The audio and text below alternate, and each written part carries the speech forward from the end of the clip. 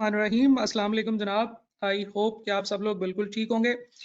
Discussion का आगाज करते हैं जी। हम लोग यहाँ पर जो डिस्कशन करेंगे मेनली मैं जो सेशन लेकर चलूंगा वो कुछ इस तरीके से लेकर चलूंगा। सबसे पहले मैं आपको कैफ के सब्जेक्ट्स के हवाले से बताऊंगा कि कैफ के सब्जेक्ट्स कितने हैं, कौन कौन से हैं, उनमें क्या क्या चीजें डिस्कस की जाएंगी, उनकी नेचर क्या है। Then we will be discussing about some new limitations जो कि अब आई हैं नई पॉलिसी के अंदर, और फिर उसके अलावा मार्च 2022 की अटेम्प्ट के लिए क्या क्या रिलैक्सेशंस हैं, किन लोगों के लिए वो रिलैक्सेशंस और उन रिलैक्सेशन से कैसे फायदा उठाया जा सकता है, हम ये चीज डिस्कस करेंगे। Then we will be discussing about the ideal plan for those students who have appeared in AFC December 2021 attempt। आप लोगों को किस तरीके से अपना कैफ प्लान करना है, कौन से सब्जेक्ट की डायनामिक्स के हिसाब से कैसे उनको पढ़ना चाहिए, कौन सा पेपर पहले पढ़ना चाहिए, कौन सा पेपर बाद में पढ़ना चाहिए, इन चीजों पर बात होगी। And then we will be discussing about different type of options which are available for you to study in next few weeks, कि जिसमें आपको जो जो ऑप्शंस या आइडियल प्लान्स मैं आपके साथ शेयर करूंगा, इसमें आपके पास कौन कौन सी क्लासेस या कौन कौन सी ऑप्शंस अवेलेबल हैं जो हम लोग अपने डिफरेंट रिलेटेड प्लेटफॉर्म से आपके साथ शेयर कर रहे हैं। तो डिफरेंट प्लेटफॉर्म्स की जो जो ऑप्शंस आपके पास अवेलेबल हैं, जो फ्री ऑप्शंस हैं, जो कुछ थोड़ी बहुत पेड ऑप्शंस है, वो मैं आपके साथ शेयर करूंगा। Then you will be able to take your decision, और जब आप डिसीजन ले लेंगे तो फिर आपको रेलिवेंट लिंक्स और वो जो आपके नंबर्स हैं, कॉन्टैक्ट नंबर्स, वो आपको प्रोवाइड कर दिए जाएंगे। ये जो स्लाइड्स मैं यहाँ पे यूज कर रहा हूँ सेशन के अंदर, वो स्लाइड्स आप डाउनलोड कर सकते हैं। इसी सेशन में आपको अटैचमेंट्स नजर आ रही होंगी, आपको डॉक्यूमेंट्स नजर आ रहे होंगे। उस डॉक्यूमेंट के अंदर ये वाली स्लाइड्स मौजूद हैं जिसके अंदर तमाम लिंक्स मौजूद हैं और तमाम नंबर्स भी लिखे हुए हैं। इसलिए आपको परेशान होने की जरूरत नहीं है, कुछ भी नोट करने की इस स्लाइड की, इस सेशन की जरूरत नहीं है। आप बस इसको सुने गौर से, और जो आपके जहन में सवाल आ रहे हैं आप उनको नोट करते जाएं। जब मैं आपको मौका दूं कि अब आप लोग सवाल पूछें, तो आप उस वक्त क्वेश्चन पूछिएगा, तो फिर आपको भी फायदा होगा और हम लोग भी इस सेशन को टाइमली कंक्लूड कर पाएंगे। तो शुरू करते हैं जनाब। फर्स्ट ऑफ ऑल जो सबसे इंपॉर्टेंट चीज हम लोगों ने अब डिस्कस करनी है, दैट इज कि अब आई कैप की जो न्यू स्कीम है उसके हवाले से जो हमारे पेपर्स हैं वो कौन कौन से हैं। आपके सामने मैंने स्टेज वाइज पेपर्स लिखे हैं, और इन चारों स्टेजेस के अंदर उन पेपर्स का या उन सब्जेक्ट्स का जो फैकल्टी है, फैकल्टी से मुराद ये है कि उनकी जो स्ट्रीम है, जिस टाइप के वो पेपर्स हैं, वो मैंने लिखे हुए। जब आप सीए की क्वालिफिकेशन पढ़ते हैं तो सीए की क्वालिफिकेशन में आपको नॉर्मली इन 6 डिफरेंट एरियाज के अंदर एजुकेशन प्रोवाइड की जाती है। आपको डिफरेंट लेवल्स ऑफ में आपको डिफरेंट पेपर्स के थ्रू ये 6 चीजें पढ़ाई जाती हैं, और ये 6 चीजें आपको इतने अच्छे तरीके से पढ़ाई जाती हैं कि you become expert of any of these areas. और फिर उसके बाद आप, क्योंकि आपके पास एक से ज्यादा फैकल्टीज का, एक से ज्यादा एरियाज का एक्सपीरियंस होता है, एक से ज्यादा एरियाज का नॉलेज होता है, you will be able to perform better in your organization, and you will be able to perform your duties in a higher level of your organization, right? तो अभी ये 6 जो एरियाज हैं, इनमें जो सबसे इंपॉर्टेंट एरिया है या समझ लें जो कोर एरिया है, that is financial accounting and reporting and management accounting. Financial accounting and reporting और मैनेजमेंट अकाउंटिंग, ये वो दो मेन एरियाज हैं जिनकी वजह से चार्टर्ड अकाउंटेंट्स जाने जाते हैं, माने जाते हैं अपने फील्ड के अंदर। इनको जो एज हासिल है वो इन मेन एरियाज की वजह से हासिल है। और आप देखें कि आई के अपने सबसे ज्यादा पेपर्स भी इसी एरिया में रखे हैं। फाइनेंशियल अकाउंटिंग के एरियाज की बात करें तो पीआरसी 4 इंट्रोडक्शन टू अकाउंटिंग का पेपर है।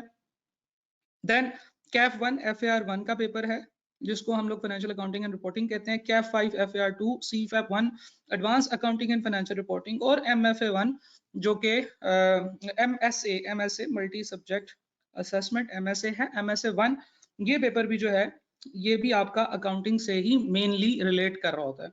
तो अकाउंटिंग आपको इतने लेवल्स पे पढ़ाई जाती है। कहने का मतलब ये है कि this is one of the core areas, और ये एरिया अगर आपका वीक होगा तो आपको आगे बहुत ज्यादा दिक्कत होने वाली है, क्योंकि आपको काफी दफा इससे वास्ता पड़ेगा।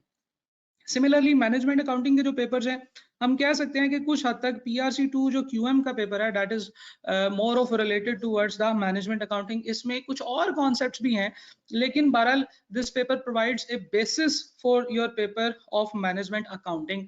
ये मैनेजमेंट अकाउंटिंग का बेसिक पेपर कंसिडर किया जा सकता है।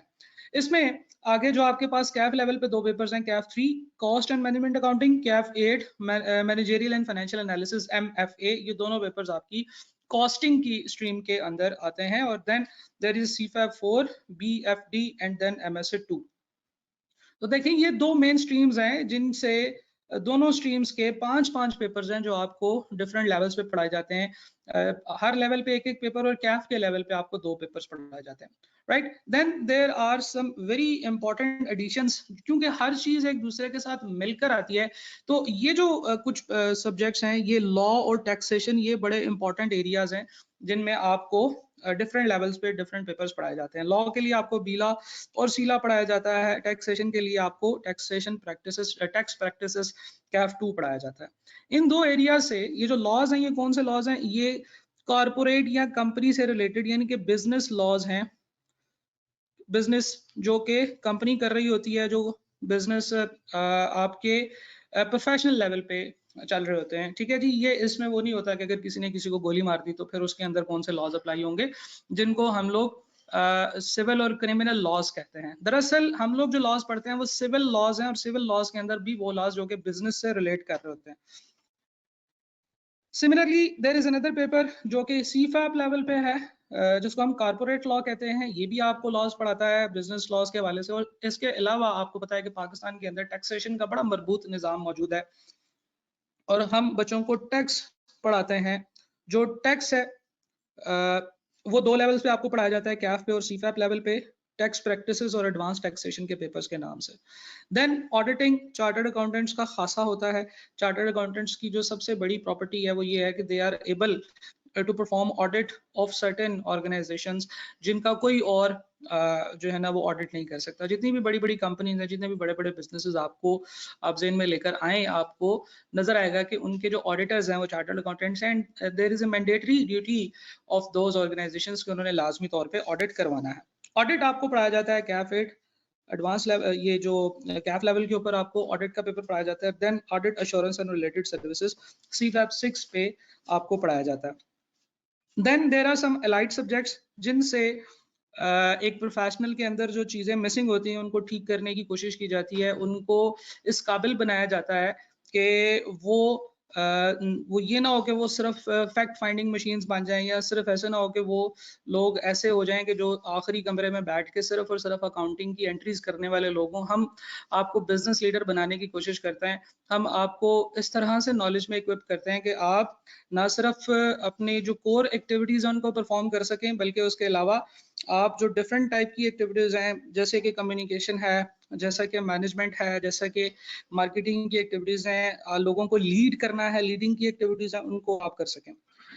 ऑर्गेनाइजेशन के अंदर क्या क्या प्लानिंग होनी चाहिए, ऑर्गेनाइजेशन के अंदर क्या क्या डिफरेंट टाइप की स्ट्रेटजीज होनी चाहिए, उनको भी हम लोग पढ़ाते हैं। और उनके लिए आपके पास पेपर PRC लेवल पे है, PRC 1 रिपोर्ट राइटिंग वगैरह का पेपर होता है, जिससे आपकी राइटिंग की एबिलिटीज, कम्युनिकेशन एबिलिटीज बेहतर की जाती हैं।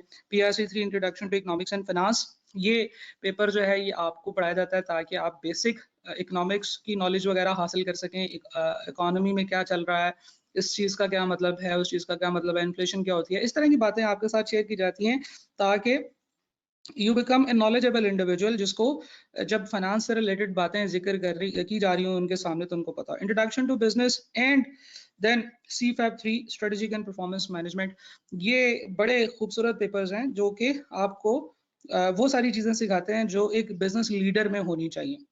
तो आप समझ लीजिए कि एक बड़ा ही कॉम्प्रिहेंसिव अप्रोच आपको लेकर चला जाता है, आपको पढ़ाया जाता है। इसके साथ कुछ और चीजें हैं जिनको हम कह सकते हैं हैंड्स ऑन कोर्स।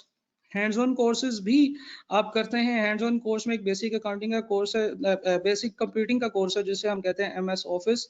और फिर इसके अलावा आपको एक और कोर्स करना पड़ता है जो कि डाटा एनालिटिक्स का है, या इसमें जो एक्चुअली जो मेन चीज़ है वो ये है कि इसमें डाटा एनालिटिक्स और MS ऑफिस वगैरह आपको पढ़ाए जाते हैं, जिससे आपको लेटेस्ट जो टेक्नोलॉजीज हैं इंफॉर्मेशन टेक्नोलॉजी के हवाले से, डाटा मैनेजमेंट के हवाले से वो बताई जाती है।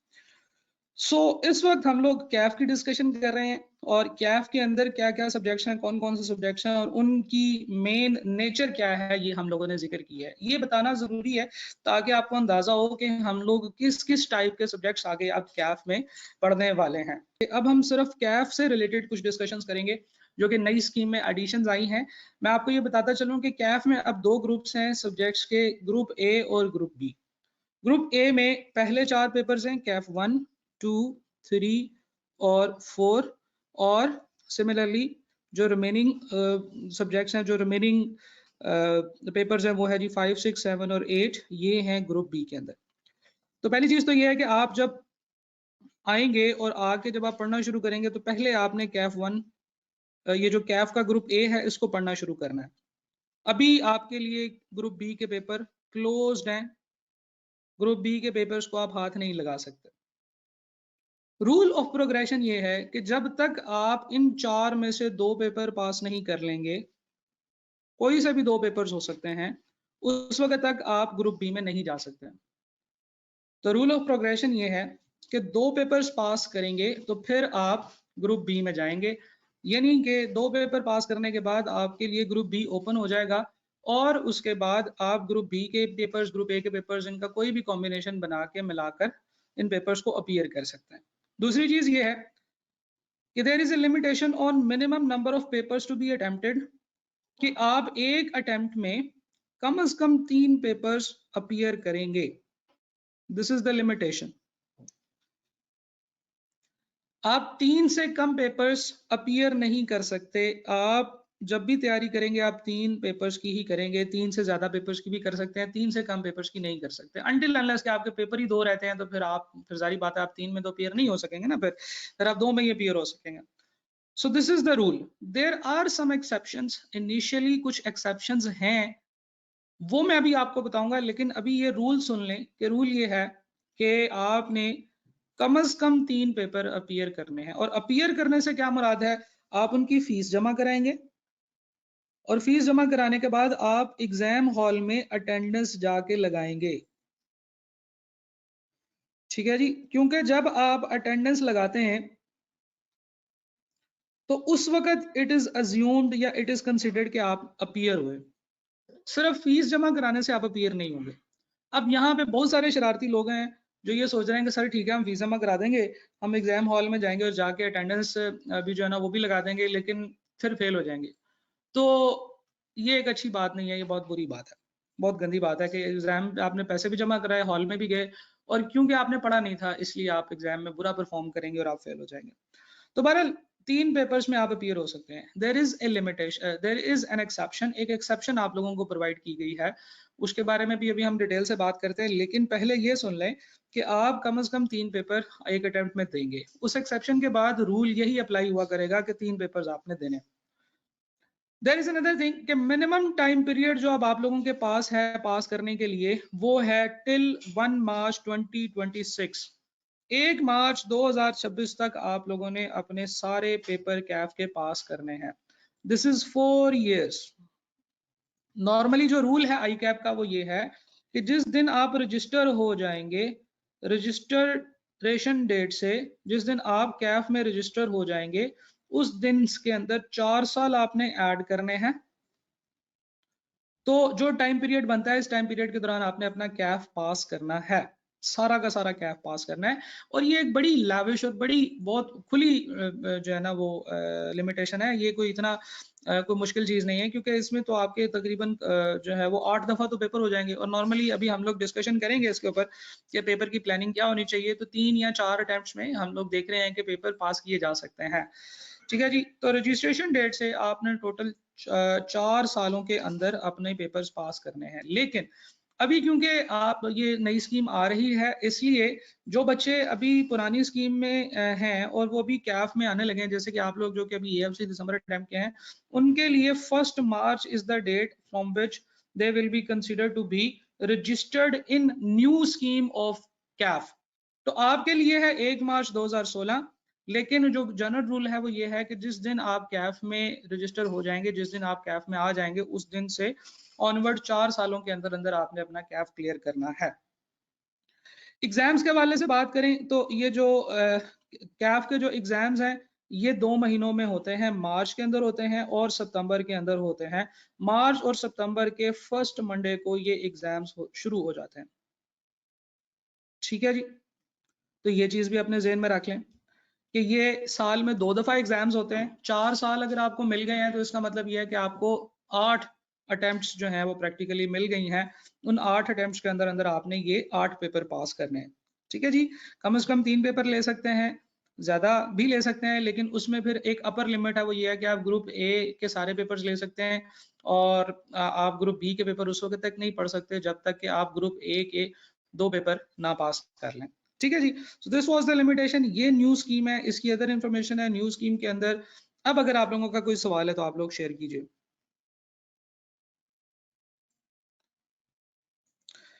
एक स्टूडेंट ने पूछा है कि सर अगर 3 पेपर की फीस दी हो और 2 में अपीयर हो तो क्या वो दोनों कैंसिल हो जाएंगे? जी बिल्कुल। आईकैप ने स्पेसिफिकली कहा है कि अगर बच्चा कम पेपर में अपीयर हुआ तो उसके बाकी सब्जेक्ट का रिजल्ट भी कैंसिल कर दिया जाएगा। इसके लिए आपको एक डॉक्यूमेंट FAQs का डॉक्यूमेंट आईकैप की वेबसाइट पे मिलेगा, वो आपने देखना है। उसके अंदर ये सवाल बच्चे ने पूछा और आईकैप ने उसका यही जवाब दिया कि जी बिल्कुल ये आपका जो है ना ये अटेम्प्ट कैंसिल हो जाएगी। ठीक है जी, मोहम्मद जैन का ये क्वेश्चन था, मैंने इसका आंसर कर दिया है। हम लोग आगे चलते हैं, आप लोगों के हवाले से बात करते हैं कि आप लोगों को ये जो कैफ के एग्जाम्स हैं, ये मैंने खैर आपके साथ बात कर दी ऑलरेडी कि ये जो अभी हमारी जो अपकमिंग अटेम्प्ट आ रही है मार्च की कैफ की अटेम्प्ट, उसमें ये इन दिनों पे एग्जाम्स होंगे, मंडे को, ट्यूसडे को, वेडनेसडे को, 7, 8, 9, क्योंकि 7 तारीख ही पहला मंडे आ रहा है मार्च के अंदर। ये जो वीक है मार्च का, मार्च 2022, ये स्टार्ट हो रहा है ट्यूसडे से। तो इसलिए पहला जो दिन आ रहा है, पहला मंडे जो आ रहा है मार्च के अंदर, वो 7 तारीख को आ रहा है। तो इसी से आपके एग्जाम शुरू होंगे और ये एग्जाम्स हैं, पहले दिन कैफ 5 होगा, दूसरे दिन कैफ 4 होगा, तीसरे दिन कैफ 6, कैफ 3, 7, 2, 8 और 1।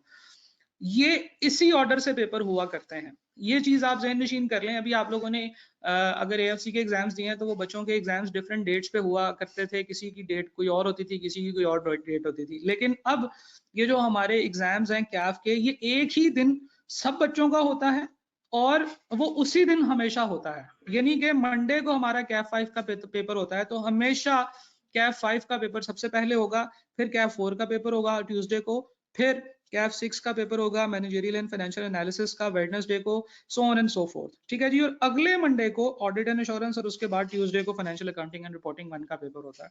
तो इस तरीके से आपने इस चीज को ज़हन नशीन रखना है, करना है और प्लान करना है कि आप किस तरीके से पेपर्स को लेकर चलेंगे। बहरहाल हम लोग बात करते हैं जी आइडियल अटेम्प्ट की प्लानिंग आप लोगों की क्या होनी चाहिए, या इससे पहले अगर किसी का कोई सवाल है तो वो हम डिस्कस कर लेते हैं। जिशान अली का क्वेश्चन है, सर मेरे AFC 3-4 पेपर्स रहते हैं और किसी इशू की वजह से मैं लास्ट अटेम्प्ट में पीआर नहीं हो सका, तो सर अब मैं PRC दूंगा या AFC के रिमेनिंग पेपर्स? अब आप PRC देंगे, अभी हम इसके ऊपर बात करते हैं जिशान। अभी आप ये बात जो अगली मैं करने लगा हूँ इसको गौर से सुनिएगा और अगर फिर भी आपका सवाल हो तो फिर आप पूछ लीजिएगा। एक स्टूडेंट ने सवाल पूछा है, फास्ट ट्रैक में पेपर्स अटेम्प्ट करने चाहिए या नहीं? वाह, इसके ऊपर भी बात करेंगे। यही तो आज का हमारा सबसे इंपॉर्टेंट एजेंडा है कि क्या फास्ट ट्रैक में पेपर अटेम्प्ट करने चाहिए या नहीं करने चाहिए, और अगर करने चाहिए तो कौन से करने चाहिए। ठीक है जी, अच्छा ये कुछ इन्फॉर्मेशन मैंने आप लोगों के सामने शेयर की है। इस इन्फॉर्मेशन में जरा गौर से सुन लीजिएगा, इसकी मैं पहले समरी लिखने लगा हूं आप लोगों के सामने। अगर तो आपको समरी समझ आ गई तो डैट इज ग्रेट, फिर हम इन चीजों को डिस्कस नहीं करेंगे। लेकिन अगर आप लोगों को समरी समझ ना आई तो फिर हम लोग इन सारी चीजों के ऊपर उन उन बातों को फिर हम लोग डिस्कस करेंगे। आप लोग हैं अभी सारे जो इस वक्त मेरी ऑडियंस है, आप सब लोग AFC दिसंबर अटेम्प्ट के स्टूडेंट्स हैं। ठीक हो गया जी, AFC दिसंबर अटेम्प्ट के स्टूडेंट्स हैं। AFC दिसंबर अटेम्प्ट के स्टूडेंट्स को आईकैप कहता है कि ये न्यू स्टूडेंट्स हैं। क्यों? क्योंकि इन्होंने आज तक कभी भी कैफ की अटेम्प्ट नहीं दी है। 0 कैफ की अटेम्प्ट अभी तक आप लोगों ने दी हैं। तो हर वो बच्चा जिसने आज की तारीख पे कैफ की कोई अटेम्प्ट नहीं दी है, वो न्यू स्टूडेंट कहलाएगा। अब आपने अपने आप को कहना है कि मैं न्यू स्टूडेंट हूँ, और अगर कोई पुराना स्टूडेंट है तो उसको पुराना नहीं कहते, पुराना तो फिर गलत होता है ना, फिर हम उसे एग्जिस्टिंग कहते हैं, existing CAF student. So you are a new CAF student, पहली चीज ये समझ लें। ये बात उन्होंने इस बॉक्स में की है, इसकी अंग्रेजी पढ़ के नहीं सुनाऊंगा मैं, हम आगे चलते हैं। दूसरी चीज ये है कि जो एग्जिस्टिंग कैफ के स्टूडेंट्स हैं उन बच्चों को अलाउ है कि वो लेस देन 3 पेपर्स दे सकते हैं। यानी कि आप मार्च के अंदर 1 पेपर भी दे सकते हैं, 2 भी दे सकते हैं, 3 भी दे सकते हैं, 4 भी दे सकते हैं। सही है।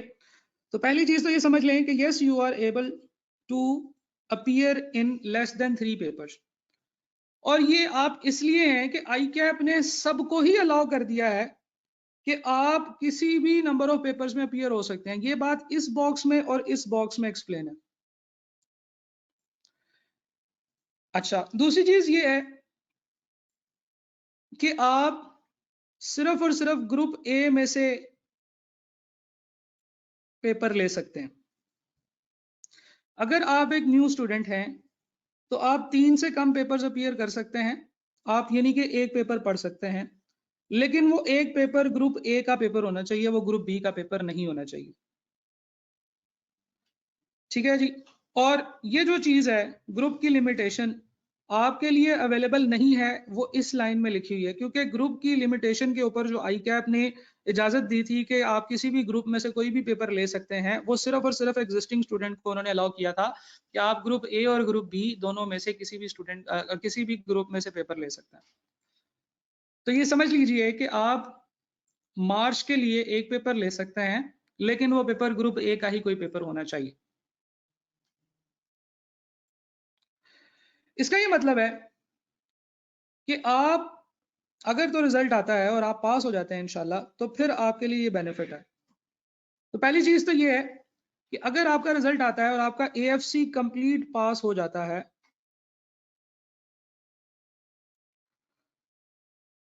तो आपको पूरी की पूरी पीआरसी की एग्जाम्शन मिल जाएगी। सारे पीआरसी के अंदर 5 पेपर्स हैं। फर्स्ट ऑफ ऑल, अगर आपका एएफसी कंप्लीट पास हो जाता है तो आपको पीआरसी की एग्जाम्शन मिल जाएगी। जब आपको पीआरसी की एग्जाम्शन मिल जाए तो अल्लाह ताला का शुक्र अदा करें, और फिर उसके बाद आपने क्या करना है इसके ऊपर भी अभी हम डिटेल से बात करेंगे। लेकिन जब आपने एएफसी को सारा पास कर लिया तो आपको पीआरसी की एग्जाम्शन मिल जाएगी। तो कैटेगरी वाइज क्रेडिट आपको मिलेगा अगर आपका एएफसी पूरा पास हो जाता है। बट अगर आपका एएफसी पास नहीं होता पूरा, आपका कोई एक अनफॉर्चुनेटली पेपर रह जाता है, तो ये चीज तो मैं बड़ी देर से शोर कर रहा हूँ, बता रहा हूँ बच्चों को कि अगर एएफसी पास नहीं होता, एएफसी इनकम्प्लीट रह जाता है, तो आपको एएफसी के पेपर्स की जगह पे पीआरसी में आपको शिफ्ट कर दिया जाएगा, और पीआरसी के पेपर्स फिर आपको देने होंगे। सही है। जैसे अभी एक स्टूडेंट ने सवाल भी पूछा कि क्या होगा, तो मैं बता रहा हूं कि आपको फिर एएफसी के एग्जाम्स नहीं देने पड़ेंगे, फिर आपको पीआरसी में शिफ्ट कर दिया जाएगा और आपको फिर पीआरसी को पास करना होगा। अच्छा, पीआरसी में कैसे पास करेंगे आप? पीआरसी के 2 पेपर्स हैं, इंट्रोडक्शन टू अकाउंटिंग पीआरसी 4 और पीआरसी 3 इंट्रोडक्शन टू इकोनॉमिक्स। ये 2 आपको मिलेंगे गिफ्ट्स। ये हर उस बच्चे को मिलेंगे जिसका एएफसी कंप्लीट नहीं हुआ है। हर बच्चे को जिसका एएफसी पास नहीं है उसको पीआरसी 4 और पीआरसी 3 ये 2 पेपर्स तो पढ़ने ही पड़ेंगे। ठीक है जी। तो इसलिए 2 गिफ्ट्स तो आपको हमेशा मिल जाएंगे साथ में। फिर जो आपका एएफसी का पेपर पास नहीं हुआ, उसके अगेंस्ट आपको जो है वो पेपर दूसरा देना पड़ेगा। फॉर एग्जाम्पल, अगर आपका एएफसी 1 का पेपर पास नहीं हुआ और एएफसी 2 का, इन ये दोनों पेपर भी आपको पास नहीं हुए, तो फिर आपको पीआरसी 1 देना पड़ेगा। इन दोनों में से कोई भी एक पेपर पास हो जाए तो आपको पीआरसी 1 की एग्जाम्शन मिल जाएगी। तो मेजॉरिटी ऑफ द केसेस में ये पेपर तो बच्चों का माफ हो ही जाएगा। एएफसी 1 या तो बच्चों का एग्जाम होता है, कुछ बच्चों को एएफसी 1 की एग्जाम्शन मिली होगी फंक्शनल इंग्लिश की, उन बच्चों को पीआरसी 1 की एग्जाम्शन मिल जाएगी। जिन बच्चों का एएफसी 1 या एएफसी 2 में से कोई भी एक पेपर पास हुआ होगा, या दोनों पास हुए होंगे, एक पास होना जरूरी है, आपको पीआरसी 1 से माफी मिल जाएगी, पीआरसी 1 छूट जाएगा। लेकिन अगर आपको एएफसी 1 या 2 में से किसी भी पेपर की ना तो एग्जाम्शन मिली हुई और ना ही आप पास कर पाए हैं, तो फिर आपको पीआरसी 1 देना पड़ेगा। क्यूएम फेल हुआ तो क्यूएम दोबारा देना पड़ेगा, सीधी सीधी सी बात। इंट्रोडक्शन टू इंफॉर्मेशन टेक्नोलॉजी, यानी कि अगर आईटी का पेपर फेल हुआ तो आपको पीआरसी 5 का पेपर देना पड़ेगा। अगर आपका आईटी का पेपर फेल हो जाता है तो आपको पीआरसी 5 का पेपर देना पड़ेगा। तो कहने का मतलब ये है कि AFC 1 और 2 की बेस पे आपको PRC 1 माफ हो जाएगा, QM की बेस पे QM माफ हो जाएगा, IT की बेस पे इंट्रोडक्शन टू बिजनेस माफ हो जाएगा, 2 तोहफे आपको साथ में मिलेंगे और इस तरीके से ये पेपर्स आपके जो है वो एडिशनली ऐड होंगे। अगली दफा जो आप पेपर देंगे वो आपके AFC के पेपर्स नहीं कहलाए जाएंगे, वो आपके PRC के पेपर्स कहलाए जाएंगे। PRC के अंदर मिनिमम पेपर्स को अटेम्प्ट करने की रिक्वायरमेंट कोई नहीं है, ना ही कोई मैक्सिमम पेपर्स को अटेम्प्ट करने की रिक्वायरमेंट है। हर महीने इसका एग्जाम हुआ करेगा, MCQ बेस्ड पेपर होगा और ये कंप्यूटर बेस्ड ही पेपर होगा। तो आपके लिए बेहतर यही है कि अभी आप एग्जाम दे लें और एग्जाम अगर आपके हो गए हैं तो फिर मुसल्ले पे बैठ जाएं और दुआएं करें कि या अल्लाह माफ कर दे, या अल्लाह AFC पास करा दे। ठीक है जी, क्योंकि अल्लाह ताला तो सब कुछ करा सकते हैं। दुआओं पे जोर रखें जी, पहले जितना आपने मेहनत की है तो उसके बाद जो है ना वो अगर वो जो होना था वो तो हो गया है, अब फ्यूचर में आगे क्या करना है, आगे अब आप लोगों ने दुआ करनी। ठीक है जी, अच्छा जी, ये चीजें हमने डिस्कस कर ली हैं। अब आप पूछें जो आप लोगों के सवाल हैं।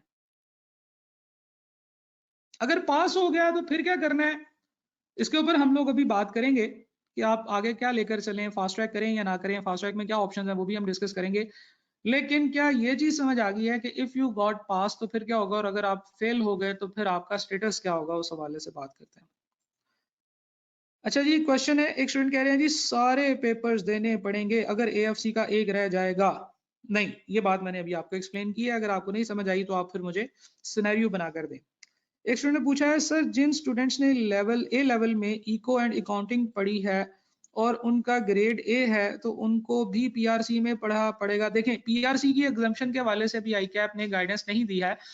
हमने रिसेंटली ICAP से कांटेक्ट किया था और उन्होंने कहा था कि हम इसकी एग्जाम्पशंस के अंदर बात करें, तो ऐसे हो सकता है कि जब वो एग्जाम्पशंस अनाउंस करें तो उस वक्त आपको PRC के उस पेपर की एग्जाम्पशन मिल जाए। जैसे फॉर एग्जांपल अकाउंटिंग और इकोनॉमिक्स जिन बच्चों ने पढ़ी और वो भी AFC में थे, तो नॉर्मली होता ये है कि जब आप AFC में होते हैं ना तो आप उसी वक्त एग्जाम्पशंस के लिए अप्लाई करते हैं, सारे पेपर्स की, कैफ की भी और AFC की भी। तो अगर आपने उस वक्त आप एग्जाम्पशन के लिए एलिजिबल थे तो मोस्ट प्रोबेबली आपको अभी भी PRC के अंदर भी उन दोनों पेपर्स की एग्जाम्पशन मिल जाएगी। लेकिन अभी इसके ऊपर ICAP ने गाइडेंस नहीं दी है। बहरहाल इट इज बेटर कि आप ICAP की वेबसाइट पे जाएं और वहां पे उनसे चैट करके पूछ लें। एक स्टूडेंट है सर, जिन स्टूडेंट्स ने, अच्छा ये हो गया जी, AFC 1 फेल हो तो ये मैंने बता दिया, AFC 1 फेल हो और AFC 2 भी फेल हो तो फिर आपको PRC 1 की एग्जाम्पशन नहीं मिलेगी। AFC 1 फेल है, 2 पास है तो भी PRC 1 की एग्जाम्पशन मिल जाएगी, और अगर 1 पास है और 2 फेल है तो भी आपको PRC की एग्जाम्पशन मिल जाएगी, PRC 1 की एग्जाम्पशन मिल जाएगी। एक स्टूडेंट जी, सर मेरा QM और IT का पेपर 90 प्लस में पास होंगे इंशाल्लाह, बट BC में मैं श्योर नहीं हूँ, इंग्लिश एग्जाम्प्ट है, तो फिर अनफॉर्चुनेटली आपको ये दोनों तोहफे मिलेंगे, PRC 4 और PRC 3। ठीक है जी, क्योंकि जो बिजनेस कम्युनिकेशन के पास ना होने की वजह से पेपर जो आपको पढ़ना था PRC 1 वो आपका इंग्लिश की वजह से एग्जाम्प्ट हो जाएगा। तो आपको जो 2 गिफ्ट्स मिलेंगे वो PRC 4 और PRC 3, अल्लाह ना करे ऐसे हो, दुआ करें। लेकिन ये है कि बहरहाल ये इस तरीके से होगा। सर PRC की पर पेपर फी क्या है, ये गाइड करते हैं। यार ये तो मुझे नहीं पता, आप ICAP की वेबसाइट पे जाके देख लें, आपको वहां से फी वगैरह पता चल जाएगी।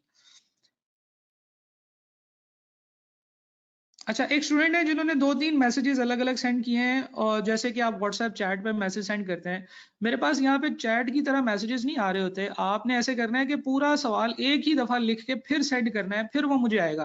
क्योंकि मेरे पास जो है ना बिल्कुल वैसे जैसे पुराने जमाने में नोकिया के मोबाइल होते थे ना, तो SMS करते थे तो SMS ऊपर नीचे आ रहे होते थे। तो अगर एक बंदे ने आपको 2 मैसेज सेंड किया और उसके दरमियान कोई और मैसेज आया तो वो उसके दरमियान लिस्ट हो जाता था। तो इस तरह से मेरे पास आ रहे हैं, तो आपने पूरा मैसेज एक ही दफा पे लिखकर सेंड करना है। एक स्टूडेंट का क्वेश्चन है सर, AFC पास होने के बाद हमें Kaif group A complete long batch में पढ़ना चाहिए या बीला का फास्ट ट्रैक और बाकी 3 सितंबर अटेम्प्ट के लिए बेटर ऑप्शन कौन सी रहेगी? हाँ जी, इसके ऊपर बड़ी डिटेल से अभी हम बात करेंगे क्योंकि इसके ऊपर काफी कंफ्यूजन है स्टूडेंट्स को, और मैं कुछ वेरिएबल्स आपको बताऊंगा जिनको आपने जेहन में रखना है, सोचना है, और फिर उससे आपको पता चलेगा कि आपके लिए कौन सी ऑप्शन बेटर है। ठीक है जी, उसके ऊपर अभी हम अब इन क्वेश्चंस के बाद बात कर रहे होंगे। सर अगर सिर्फ IT का पेपर फेल हो तो फिर क्या होगा? अगर आपका सिर्फ IT का पेपर फेल होगा तो आपको PRC 3, 4 और 5 देना पड़ेगा। सिर्फ IT का पेपर फेल होने से आपको देखें कितने मसाइल का सामना करना पड़ सकता है। इसलिए मैं शुरू में ही कहता रहा हूँ कि यार IT के पेपर के ऊपर जो है ना वो कोशिश करें, मेहनत करें, इसको पास करें। आईटी के पेपर की वजह से आपको पीआरसी 5 की एग्जाम्पशन मिलनी थी, वो नहीं मिलेगी। और मेन रूल तो आपको पता ही है कि जब आपका एएफसी फेल हो गया, एएफसी का कोई भी पेपर रह गया, तो आपको 2 गिफ्ट्स तो मिल ही जाएंगे आईकैप से। अच्छा जी, क्वेश्चन आगे आ गया जी। मैंने स्टार्टिंग में कैफ के लिए एग्जाम्पशन अप्लाई की थी इको एंड अकाउंटिंग की, और उन्होंने एग्जाम्प्ट कर दिया था, तो पीआरसी में पढ़ना पड़ेगा? मेरे ख्याल से नहीं। इसके ऊपर आईकैप आपको गाइड कर देगा। और अगर ना करे तो फिर आप आईकैप से चैट में जाके यही सवाल पूछ सकते हैं। जब आपको एक दफा एग्जाम्पशन मिल गई है, तो वो पेपर जो कि ऑलरेडी एग्जाम्प्टेड है, वो पीआरसी में भी आपको एग्जाम्प्ट ही होगा।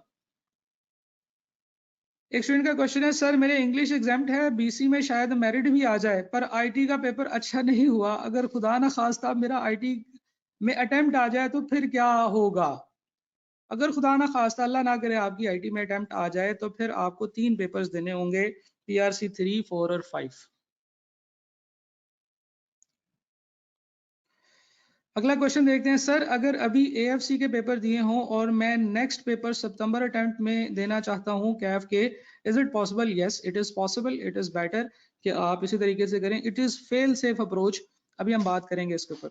सर अगर बीसी फेल होता है, तो अगर आपका बिजनेस कम्युनिकेशन फेल हो जाता है और फंक्शनल इंग्लिश आपकी यहाँ तो पास है या एग्जाम्प्ट है, तो आपको पीआरसी फिर भी एग्जाम्प्ट हो जाएगा। और बीसी फेल होने की सूरत में आपको एएफसी वाले 2 तोहफे भी साथ में मिल जाएंगे, पीआरसी 4 और पीआरसी 3। सर क्या 4 की फीस सबमिट करवाने की लास्ट डेट 10 जनवरी है और रिजल्ट 17 को आएगा। अगर बाद में हमें पता चले हमारा कोई पेपर फेल हो गया, फिर क्या होगा? हम पहले क्या 4 देंगे, फिर बाद में पीआरसी देंगे? देखें, ऐसे नहीं होगा। आप जब आप लोगों का रिजल्ट आएगा ना एएफसी का, उसके बाद आप लोगों को 7 दिन दिए जाएंगे। उन बच्चों को जो पास हो जाएंगे एएफसी के रिजल्ट के अंदर, उनको हम लोग 7 मजीद दिन देंगे। आईकैप वाले देते होते हैं कि अब अगर आप लोगों ने कैफ में कुछ पेपर अपीयर करने हैं, उसकी फीस जमा करानी है, तो अब करा लें। ठीक है जी। तो अभी आपके ऊपर जरूरी नहीं है, और ना ही मेरे ख्याल से आईकैप आपकी फीस भी एक्सेप्ट करेगा। वो ये कहेगा कि नहीं जनाब, अभी अपना पहले कैफ पास करें, एएफसी पास करें। और अगर आपका एएफसी, अभी तो आपका एएफसी पास नहीं है, अभी तो आपने पेपर दिया है, रिजल्ट वेटिंग है, पास तो नहीं है, तो वो अभी फिर आपको एलिजिबल नहीं करेगा। जब रिजल्ट आता होता है ना, तो आईकैफ हमेशा 7 दिन मजीद देता होता है एएफसी के बच्चों को कि वो पीआरसी, अगर वो कैफ में एनरोल करना चाहते हैं, तो वो 7 दिन के अंदर अंदर सेम फीस के साथ एडमिशन करा सकते हैं। तो आपके लिए अभी टाइम आएगा, आपका टाइम आएगा। अभी आपने ये जो कैफ के एडमिशन हो रहे हैं ना, ये उन बच्चों के लिए जो पुराने कैफ वाले हैं, ये जिनका एएफसी वाला स्टेटस क्लियर है, ये वो बच्चे हैं जो अभी 10 तारीख तक जमा करा रहे हैं। आप लोगों के लिए 17 से 27 तारीख तक का टाइम होगा मोस्ट प्रोबेबली। 17 से 25 तारीख का भी हो सकता है, वो उस वक्त अनाउंस हो जाएगा। अगर आपको कहीं से ना पता चले तो आप मुझे मैसेज कर दीजिएगा, मैं आपको बता दूंगा। जिसकी इंग्लिश एग्जाम तो उसका मेरिट सर्टिफिकेट आ सकता है जी, बिल्कुल आ सकता है। सर कहते हैं कि क्यूएम और आईटी क्या पेपर अच्छे से पास हो तो बीसी में आईकैप थोड़ी सी रिलैक्सेशन दे देता है? ऐसी कोई भी बात आईकैप की तरफ से कम्युनिकेटेड नहीं है। ये सिर्फ जिसे कह लें कि अनकन्फर्म्ड मिथ्स हैं। इसके बारे में आईकैप ने कभी ये नहीं कहा कि वो ऐसे करता है, और मेरा भी ख्याल है कि ऐसा नहीं होता। हर पेपर को अलग अलग चेक किया जाता है, हर पेपर को अलग अलग मार्क किया जाता है।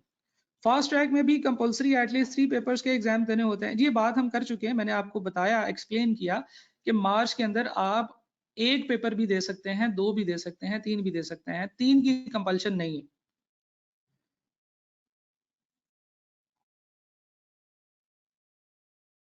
कैफ की रजिस्ट्रेशन करने की अभी जरूरत नहीं है, जब आपका रिजल्ट आएगा उस वक्त आप कैफ की रजिस्ट्रेशन कीजिएगा। एक स्टूडेंट का क्वेश्चन है, सर अल्लाह ना करे अगर बीसी फेल हो एएफसी में, तो पीआरसी के कौन कौन से पेपर्स देने पड़ेंगे? बिजनेस कम्युनिकेशन के फेल होने के बाद ये देखना होगा कि आपका फंक्शनल इंग्लिश पास होता है या नहीं। अगर तो आपका फंक्शनल इंग्लिश पास हो जाता है तो अच्छी बात है, और अगर फंक्शनल इंग्लिश भी पास नहीं होता तो फिर आपको पीआरसी 1 देना पड़ेगा, पहली बात। दूसरी बात यह है कि बीसी के फेल होने से आपको पीआरसी 3 और 4 जो है ना वो देने पड़ेंगे। ठीक है जी, उस हिसाब से आपको फिर, क्योंकि आपका पूरा का पूरा एएफसी का पेपर पास नहीं है, एक बीसी फेल हो गया आपका, और बिजनेस कम्युनिकेशन के फेल होने से आपको पीआरसी 3 और 4 साथ में एज ए गिफ्ट मिल जाएगा। हाँ जी बिल्कुल, एक स्टूडेंट ने पूछा है सर एएफसी पास हो गया फिर गाइड करें कि क्या कर सकते हैं। अभी ये सारे क्वेश्चंस का आंसर करने के बाद हमने इसी तरफ जाना है कि फिर आगे क्या किया जा सकता है। 10 से स्टार्ट हो रही हैं जी बीला की क्लासेस, तो हम क्लासेस भी ना लें, नहीं क्लासेस आप लें, इसके ऊपर भी बात करते हैं जी। बिल्कुल आप क्लासेस लें, एडमिशन कराएं, और अगर खुदा ना खास्ता आप फेल हो जाते हैं तो वो जो आपकी फीस होगी वो ज़ाया नहीं होगी, ठीक है ना जी।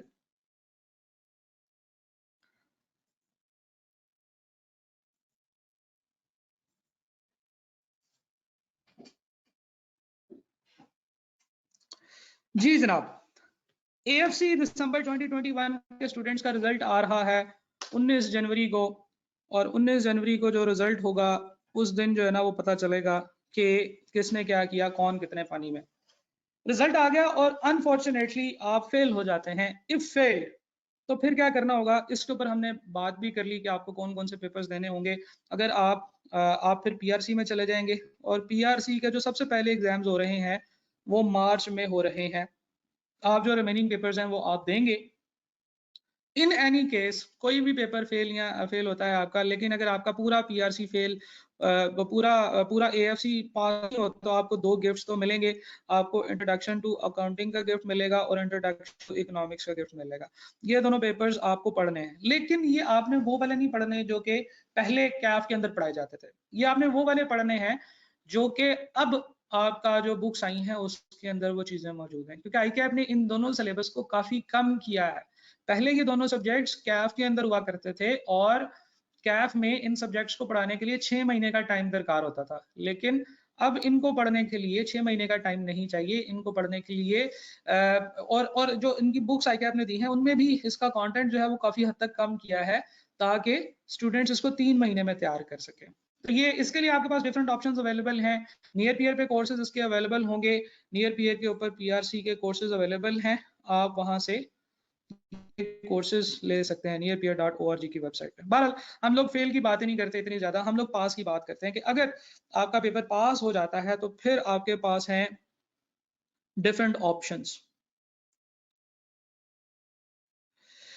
इन ऑप्शंस को जाने से पहले मैं आपको सिर्फ ये चीज बता दूं कि क्योंकि सीए एक प्रोफेशनल क्वालिफिकेशन है, और इसका जो मेन, आप समझ गए कि जो मेन इसका कंटेंट डिलीवरी है, ये जो मेन एरिया है वो कैफ है। तो यहाँ पे आपकी बड़ी रिगरस ट्रेनिंग होने वाली है। यहाँ पे पेपर्स भी डिफिकल्ट होंगे, इनको पास करना भी मुश्किल होगा, आपकी मेहनत भी बहुत ज्यादा लगेगी। जिस तरह से आप एफएससी में मेहनत करते रहे, जिस तरह से आप एएफसी के अंदर मेहनत करते रहे, वो वाले तरीके नहीं चलेंगे। यहाँ पे आपको सीरियस होकर काम करना पड़ेगा, हार्ड वर्किंग होकर काम करना पड़ेगा, तो ही आप इनमें से किसी भी ऑप्शन के ऊपर जब आप जाएंगे तो आपको बेनिफिट होगा। ठीक है जी। आप इन तीनों में से किसी भी एक, चारों ऑप्शंस को अगर आप जाना चाहते हैं, तो ऑप्शंस को करने के लिए किसी भी ऑप्शन में, ये नहीं है कि इस ऑप्शन में कम मेहनत है, इसमें ज्यादा मेहनत है, या इसमें हम लोग इजीली पेपर पास कर सकते हैं, इसमें हम इजीली पेपर पास नहीं कर सकते, सो on and so fourth. Her option की जो प्री कंडीशन है, जो उसकी रिक्वायरमेंट है, वो ये है कि आपने मेहनत करनी है। आपने जो आपकी जो एएफसी की स्टडीज के अंदर जो गलतियां रही हैं, एएफसी की स्टडीज के अंदर जो खामियां रही हैं, वो आपने अब नहीं करनी है। मेरे पास बच्चे आते हैं, वो डिफरेंट लेवल्स पे फंसे होते हैं, मैं उनको मशवरा देता हूँ कि if you are going to start your CAF, तो आप जो है ना वो अपनी लाइफ को मिनिमाइज करें। ठीक है जी, मिनिमलिस्टिक लाइफ जो है ना उसकी तरफ चले जाएं। उन्होंने कहा जी सर इसका क्या मतलब होता है? कोई एडिशनल एम ही शशके के लिए जॉब शॉप बच्चे कर रहे होते हैं, कोई होम ट्यूशन पकड़ लेते हैं, वो करना शुरू कर देते हैं अपने आप को। जैसे देखें ना, अभी एएफसी पास होता है तो बच्चे बड़े मोटिवेटेड होते हैं, वो कहते हैं जनाब नहीं मैं तो जो है ना वो सारा कुछ कर लूंगा, तो अब मुझे जरा थोड़ा थोड़ा साथ में अपना खर्चा निकालना चाहिए। कोई और क्वालिफिकेशन बच्चे शुरू कर देते हैं, बीकॉम वगैरह बीच में साथ साथ बच्चे प्राइवेट करना शुरू कर देते हैं, कोई और दूसरे कंप्यूटर कोर्सेज करना शुरू कर देते हैं। इस तरह की किसी भी हरकत में नहीं घुसना। 1.5 साल या ज्यादा से ज्यादा 2 साल के अरसा के अंदर अगर आप लोग अपना कैफ क्लियर कर पाते हैं, तो आप समझें कि आपने अपनी जिंदगी का सबसे बड़ा अचीवमेंट हासिल कर लिया। Yes, there is a level जिसे हम सीफैप कहते हैं, और आगे एमएसए लेवल भी है, लेकिन आप लोगों की तो जो इंड्योरेंस टेस्टिंग होगी, आप लोगों की जो परफॉर्मेंस टेस्टिंग होगी ना, वो लेवल पे होगी। यहाँ पे क्योंकि नॉर्मली आप लोग अपनी जवानी के फेज में हैं इस वक्त और आप लोग सोच रहे होंगे कि यार यही तो जिंदगी का वक्त है जिसको हमने एंजॉय करना है। आपको अचानक से पता चलेगा कि मरी में बर्फबारियां भी बड़ी खूबसूरत हो रही हैं। आपको ये भी पता चलेगा कि यार अभी मैं अपनी जिंदगी में इस वक्त अगर जिम ज्वाइन करूं तो जो है ना वो बड़ी अच्छी बॉडी की शेप बन जाएगी। आपको ये भी लगेगा कि यार अगर मैं थोड़ा सा क्रिकेट भी साथ में कर ली दफा बाबर आजम की जगह आपका नाम आना शुरू हो जाएगा जी। आपने अपनी लाइफ को मिनिमाइज करना है। आप लोग अपना खर्चा पूरा करने के लिए जो छोटी छोटी जॉब्स करना शुरू कर देते हैं कि यार चलो एडिशनल आ जाए, तो वो भी जो है वो आपको लेट कर रही है। तो ऐसी कोई चीज, ऐसे कोई दोस्त, ऐसी कोई एक्टिविटी जो आपको कैफ में तंग करेगी वो आपने उसको छोड़ देना है, उसको खत्म कर। तो जनाब करना ये है कि आपने अपने सारी एक्टिविटीज जो इस तरह की टाइम कंज्यूमिंग एक्टिविटीज हैं, जो लाइफ एंजॉय करने की आपको अचानक से ख्याल आता है, जो अपनी ज़िंदगी में डिफरेंट फील्ड्स में जाके और वहाँ पे मेहनत करने का जो ख्याल आता है, उन सारे ख्यालात को आपने 2 साल के लिए स्नूज़ पे लगाना है और उनको कहना है कि भाई मेरे लिए अब जो इम्पोर्टेंट चीज़ है, वो है कैफ़। आपने कैफ़ के अंदर सबसे पहले अपने आप से आज ये वादा करना है कि आप कैफ़ में वक़्त ज़ाया नहीं करेंगे। कैफ़ में कोई फ़ज़ूल एक्टिविटी नहीं पालेंगे और कैफ़ में इस तरह की कोई दोस्तियाँ, कोई ऐसी एक्टिविटीज़ नहीं शुरू करेंगे जिससे आपका वक़्त ज़ाया हो। अब आपके पास हैं जनाब 3 ऑप्शंस। पहली ऑप्शन तो ये है कि आप लोग, क्योंकि हम लोगों ने बात की है कि we can give one paper, तो B law CAF 4 is the paper जिसके ऊपर तमाम सीए के टीचर्स और तमाम सीए के सोचने वाले इस बात पे मुत्तफिक हैं कि इस वक्त बच्चे एक पेपर उठा सकते हैं और उस एक पेपर को अगर ध्यान से दें तो वो उस पेपर को पास भी कर सकते हैं। That is CAF for business law. Business law का पेपर आपको बेसिक बताता है कि जब आप एक दूसरे के साथ लोग कॉन्ट्रैक्ट करते हैं, जब एक दूसरे के साथ कोई उनके बिजनेस रिलेशनशिप्स होते हैं, तो उन बिजनेस रिलेशनशिप्स को किस तरीके से लॉ की नज़र में देखा जाता है। उसमें बहुत सारी बातें हैं जो कि लॉज और रूल्स से रिलेटेड हैं, जिनको आप अभी करंटली एएफसी के पेपर्स देने के बाद पढ़ सकते हैं। तो नंबर 1 ऑप्शन इसके आप बी लॉ का पेपर दें। ये आपको पता है ये वो पेपर है जो कि ग्रुप ए का पेपर है और हम लोगों ने बात की थी कि आप लोग ग्रुप ए का एक पेपर दे सकते हैं। तो अगर आपका रिजल्ट आ जाता है और आप पास हो जाते हैं तो नंबर 1 ऑप्शन इज कि आप अपना एक पेपर दें फास्ट ट्रैक कोर्स के अंदर। ये फास्ट ट्रैक मोड में पढ़ा जाएगा और इस फास्ट ट्रैक के अंदर आप लोग जो भी आपकी तैयारी है वो 100% कंप्लीट हो जाएगी। और अगर हम लोग देखें कि हमारा जो इसकी डेट शीट है उस हवाले से अगर आप देखें तो हमारा जो बिजनेस लॉ का पेपर है वो हमारा होता है 8 मार्च को होगा। तो 8 मार्च तक अभी आपके पास टाइम है। आज से एग्जैक्टली 2 महीने आपके पास हैं जिनमें कि आप इस पेपर की तैयारी कर सकते हैं। ठीक है जी। द नंबर 1 ऑप्शन इज कि you should go for business law fast track. अब किस टाइप के लोगों को जाना चाहिए इसके ऊपर भी अभी हम बात करेंगे, लेकिन मैं पहले आपके लिए सारी ऑप्शंस यहाँ पे प्रेजेंट कर रहा हूँ। Number 2 is there is a problem. अगर आपका सारा का सारा एएफसी पास हो जाता है तो फिर आपको पीआरसी की एग्जाम्शन मिल जाएगी। पीआरसी के अंदर 2 पेपर्स ऐसे हैं जो आपको पढ़े बगैर ही एग्जाम हो जाएंगे, which is introduction to accounting and introduction to economics. Introduction to accounting और इकोनॉमिक्स ये 2 ऐसे पेपर्स हैं जिनकी आपको एग्जाम्शन मिल जाएगी अगर आपका एएफसी पास हो जाता है। लेकिन क्योंकि हम लोग पहले ये बात कर चुके हैं कि इंट्रोडक्शन टू अकाउंटिंग वो उस मेन स्ट्रीम का पहला पेपर है जो सीए में आपको पढ़ाई जाती है, यानी कि फाइनेंशियल अकाउंटिंग एंड रिपोर्टिंग। और ये पेपर इसकी बेस पे अगले 4 पेपर्स जो हैं वो डिजाइन किए गए हैं। और अगर आपको इंट्रोडक्शन टू अकाउंटिंग नहीं आता और वो आपका एग्जाम हो गया तो इसका मतलब ये है कि आपकी इन 4 पेपर्स की जो फाउंडेशन है वो ही ठीक नहीं बनी है।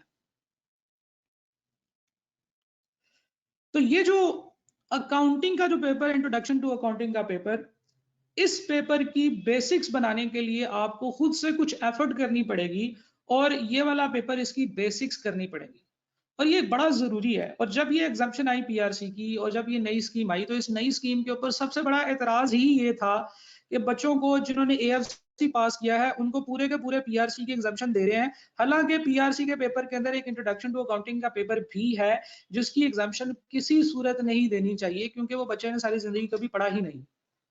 On the other hand introduction to economics जो है वो खैर क्योंकि इतना इंपॉर्टेंट पेपर नहीं है और इसकी बेसिस के ऊपर कोई और अगला पेपर डिजाइन नहीं होता है, ये बात हम लोगों ने पेपर्स का जो फैकल्टी या जो उसकी क्वालिफिकेशन, जो उसकी क्लासिफिकेशन थी उसके अंदर पढ़ा था। इंट्रोडक्शन टू अकाउंटिंग पहली इकोनॉमिक्स जो है ये आपको एक ओवरऑल आइडिया अंडरस्टैंडिंग देती है कि यार ये इकोनॉमी क्या होती है और ये किस तरीके से काम करती है। तो अगर ये पेपर आपको नहीं भी पता तो भी कोई मसला नहीं है for the time being. Aahista Aahista जैसे जैसे आप सीए में आगे प्रोग्रेस करेंगे आपको इस टॉपिक की तमाम बातें पता चल जाएगी। बट द प्रॉब्लम इज कि ये जो इंट्रोडक्शन टू अकाउंटिंग है ये किसी सूरत आपको ये छोड़ना नहीं चाहिए। तो फिर there is a concept of pre FAR1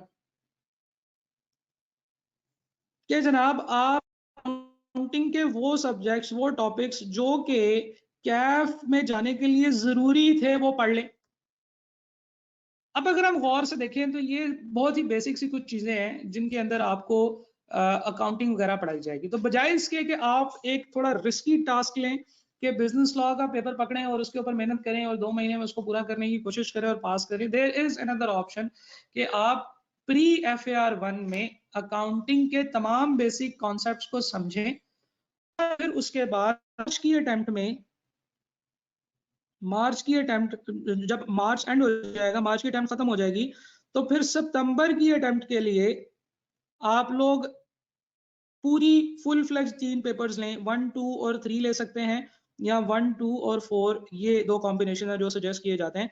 ये फिर ठीक है, फिर आप इस हबड़-दबड़ में ना पढ़ें, कैफ और बिजनेस लॉ के पेपर को ना पकड़ें, क्योंकि इसको करने के लिए एक सर्टेन टाइप की माइंडसेट चाहिए। वो बच्चे जो बहुत ज्यादा एक्टिवली पढ़ सकते हैं, जो तेजी तेजी दिखाते हैं पढ़ने में, वो बच्चे जिनको थोड़ा शक हो रहा है कि मेरा तो AFC पास नहीं होगा, they are not eligible, they should not go for business law CAF और फास्ट ट्रैक। क्योंकि अगर आप लोग AFC नहीं कर सके तो फिर बिजनेस लॉ कैफ 4 का फास्ट ट्रैक जो है ये आपसे मजीद ज्यादा एफर्ट्स डिमांड करेगा। और अगर आप नहीं कर सके उसकी कुछ रीजन हो सकती हैं, लेकिन रीजन जो है वो अक्सर जेन्युइन ही होती है।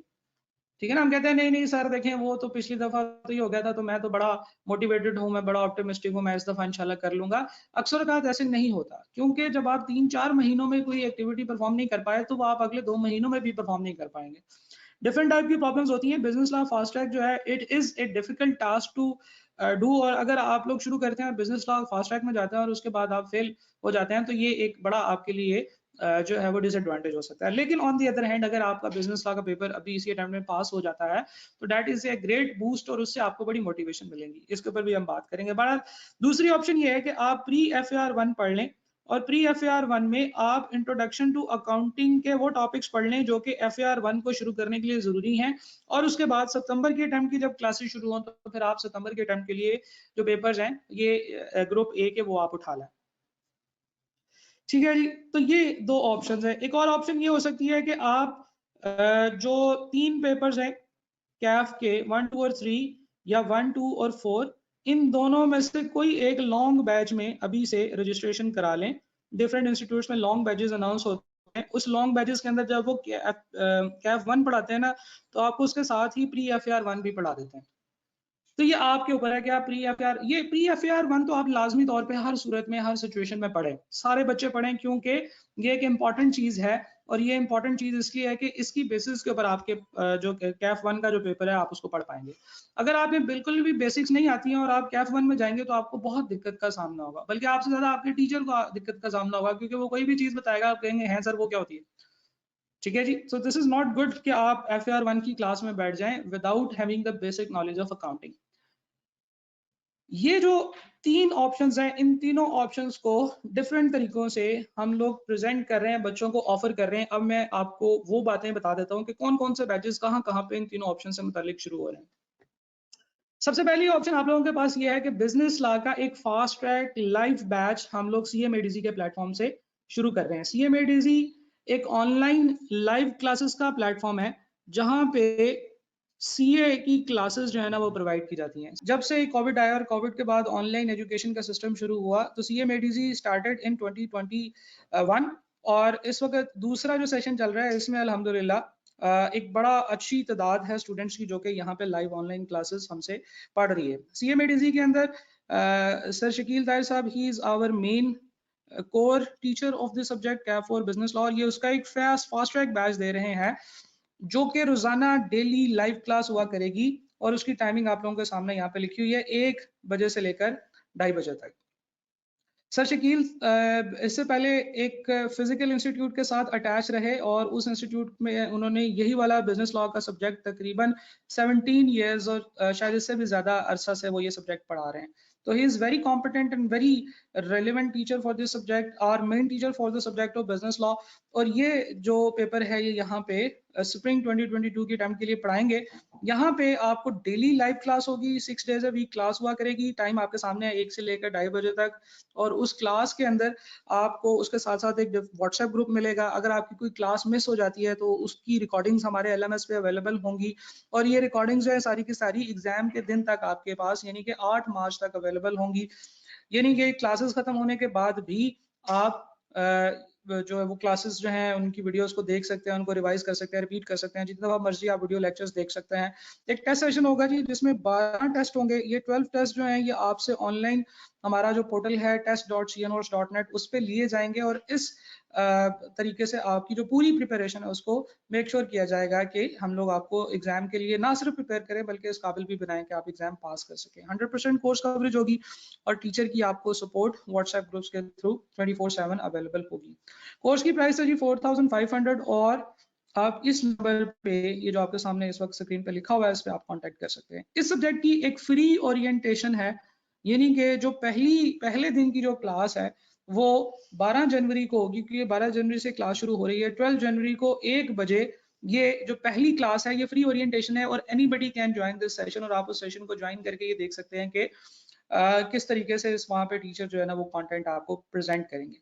तो पहली क्लास आप लोगों के लिए फ्री है, उसके लिए आपको ये वाला वेबिनार का लिंक दिया गया है बिल्कुल उसी तरीके से जिस तरीके से आपने ये करंट वेबिनार सेशन अटेंड किया है उसी तरीके से आप इस लिंक पे भी क्लिक करेंगे और ये लिंक आपके पास इन्हीं स्लाइड्स में मौजूद है। ये स्लाइड्स अटैचमेंट में मैंने आपको दे दी हैं। तो जो स्टूडेंट्स जो समझते हैं कि एक लाइव क्लास इज बेटर तो वो लाइव क्लास में आके सर शकील ताहिर साहब से ये सब्जेक्ट पढ़ सकता है। ठीक है जी। So this is option number 1 which is available for you कि आप बिजनेस लॉ का फास्ट ट्रैक ले सकते हैं। ऑप्शन नंबर 2 की तरफ चलते हैं। ऑप्शन नंबर 2 है जो बच्चे बल्कि सारे ही बच्चों के लिए ये सजेस्टेड है कि वो FAR1 का जो प्री कोर्स है यानी कि इंट्रोडक्शन टू अकाउंटिंग के वो वाले टॉपिक्स विच आर इम्पोर्टेंट और जो चाहिए आपको ताकि आप FAR1 की स्टडी शुरू कर सकें ये वाले टॉपिक्स पढ़ें। ये एक 30 डेज का प्लान है जो कि नियर पियर की वेबसाइट पे अपलोडेड है और नियर पियर की वेबसाइट पे जब आप जाएंगे तो ये कोर्स आपके लिए फ्री ऑफ कॉस्ट वहां पे मौजूद है। जब आप इस कोर्स को ओपन करेंगे तो इसमें आपके पास डेली बेसिस पे डे बाय डे प्लान बना हुआ है और आपने उन डे बाय डे प्लान के अंदर जो वीडियोस हैं वो देखनी है जिससे कि 30 दिनों के अंदर आपकी इंट्रोडक्शन टू अकाउंटिंग की सारी तैयारी हो जाएगी जो कि FAR1 के लिए चाहिए। ठीक है जी। तो यहाँ पे ये वाला कोर्स अवेलेबल है और आप इसकी कोई फीस नहीं है। तो जो भी बच्चे क्योंकि इट इज ऑलरेडी डिस्कस के सब लोगों के लिए ये जरूरत है और हम लोगों ने फिर ये कोशिश की है कि ज्यादा से ज्यादा लोगों को सर्विस प्रोवाइड की जा सके खास तौर पे इस एरिया में जहाँ पे ज्यादा जरूरत है। तो आप कोई भी स्टेज पे चल रहे हैं, आपने बी लॉ का फास्ट ट्रैक लेना है या नहीं लेना, आपने लॉन्ग बैच लेना है, शॉर्ट बैच लेना है, यानी कि प्रॉपर जो आपका रेगुलर बैच है वो लेना है, आपको दिस इज योर नीड, आपको चाहिए कि आप प्री FAR1 ये जो टॉपिक्स है ये कर लें। इसके साथ एक व्हाट्सएप ग्रुप है जी और उस व्हाट्सएप ग्रुप को जो है वो मैं खुद पर्सनली देख रहा हूँ और इसमें जो भी आप लोगों के क्वेश्चंस होंगे उनके भी आंसर्स गाहे बगाहे मैं करता रहूंगा। ठीक है जी। तो आपको जिससे अंदाजा होगा कि एक फ्री कोर्स है जिसमें सारे लेक्चर सारा कंटेंट फ्री पड़ा हुआ है, नोट्स भी वहाँ पे फ्रीली अवेलेबल होंगे, डे बाय डे प्लान बना हुआ है और आपने इसको 30 डेज के अंदर अपने इन टॉपिक्स को जब आप कंप्लीट कर लेंगे तो you will have a very good knowledge of introduction to accounting और फिर जब आप इसके बाद FAR1 पढ़ने शुरू करें, किसी से भी आप FAR1 पढ़ें तो उससे आपको ये बेनिफिट होगा कि आपको बेसिक्स ऑलरेडी आती होंगी। तो ये ऑप्शन नंबर 2 है, ये सब लोगों के लिए अवेलेबल है। अभी मैं आपको थोड़ी देर में नियर पियर की वेबसाइट पे जाके कोर्स भी दिखाऊंगा। Then there is another option for you guys, business law का क्रैश कोर्स। आतिफ आबदी साहब जो कि गुरु माने जाते हैं क्रैश कोर्सेज के और तकरीबन मतलब जब से मैं देख रहा हूँ उनको ये उस वक्त से क्रैश कोर्सेज कराते हैं और बड़े अच्छे तरीके से, बड़े कॉम्प्रिहेंसिव तरीके से ये क्रैश कोर्सेज कराते हैं। इन्होंने पिछली दफा जब ICAP ने नई स्कीम अनाउंस की थी तो हम लोगों ने बिजनेस मैनेजमेंट BMBS का जो पेपर था उसका एक क्रैश कोर्स हम लोगों ने फ्री ऑफ कॉस्ट बच्चों के लिए ऑफर किया था और उस क्रैश कोर्स के अंदर अल्हम्दुलिल्लाह तकरीबन 3 से 4 हज़ार बच्चों ने उस क्रैश कोर्स से फायदा हासिल किया था और उसके बाद उन्होंने आके बताया भी था कि सर थैंक यू, आपकी वजह से हमारा ये पेपर क्लियर हो गया। बड़े कम टाइम में, बड़े शॉर्ट टाइम में कंटेंट को एक्सप्लेन करने में, कंटेंट को प्रेजेंट करने में ये माहिर हैं और इनके जो स्टूडेंट्स हैं वो अब जो है ना, मेरे ख्याल से उनके बच्चे भी अब इनके स्टूडेंट्स होना शुरू हो गए हैं। ये इतने एक्सपीरियंस और इतने पुराने टीचर हैं, शक्ल से माशाल्लाह बड़े फ्रेश लगते हैं, लेकिन ये है कि he is a very experienced and very trained teacher in the subject of in these subjects and specially in the field of crash courses. इनका ये जो कोर्स है ये 30 डेज का प्लान है, डे बाय डे मॉड्यूल्स बने हुए हैं और in day by day modules के अंदर आप लोगों को एक दिन का पूरा जो कंटेंट है वो प्रोवाइड किया गया है। आतिफ साहब तकरीबन पिछले 15 साल से सी लॉ और बिजनेस लॉ इनकी बुक्स के भी ऑथर्स हैं और आईकैप की बहुत सारी जगहों पे ये बुक्स के हवाले से हेल्प भी कर रहे होते हैं। ठीक है जी, इसके अंदर 12 क्लास टेस्ट है और आप देखिए अगर 30 दिन में 12 टेस्ट हैं तो एग्जैक्टली बिल्कुल वैसे ही जैसे इससे पहले भी हम लोगों ने डिस्कस किया था, जो 12 क्लास टेस्ट हैं इनके अंदर आपको हर दूसरे या तीसरे दिन क्लास टेस्ट हो रहा होगा और वो जो रेलेवेंट टॉपिक है ये आपका कवर किया जाएगा। वीकली लाइव सेशंस होंगे जी, क्योंकि मेन कंटेंट नियर पीयर पे आपको पता है रिकॉर्डेड लेक्चर्स की फॉर्म में होता है, कंटेंट अवेलेबल होता है, आपने वहां पे जाके कंटेंट पढ़ना है। लेकिन वीकली लाइव सेशंस के अंदर आपको ये सर आएंगे हर वीक के अंदर, एक दिन ये डिसाइड कर लेते हैं और उस दिन जो भी आपके सवाल होंगे उस सब्जेक्ट से रिलेटेड वो सारे वहां पे डिस्कस किए जाएंगे और उनके आंसर्स आपको मिलेंगे। एक सेपरेट व्हाट्सएप ग्रुप है जी और उसके अलावा इसमें एक फास्ट ट्रैक टेस्ट सेशन है जिसके बारे में हम ऑलरेडी बात कर चुके हैं।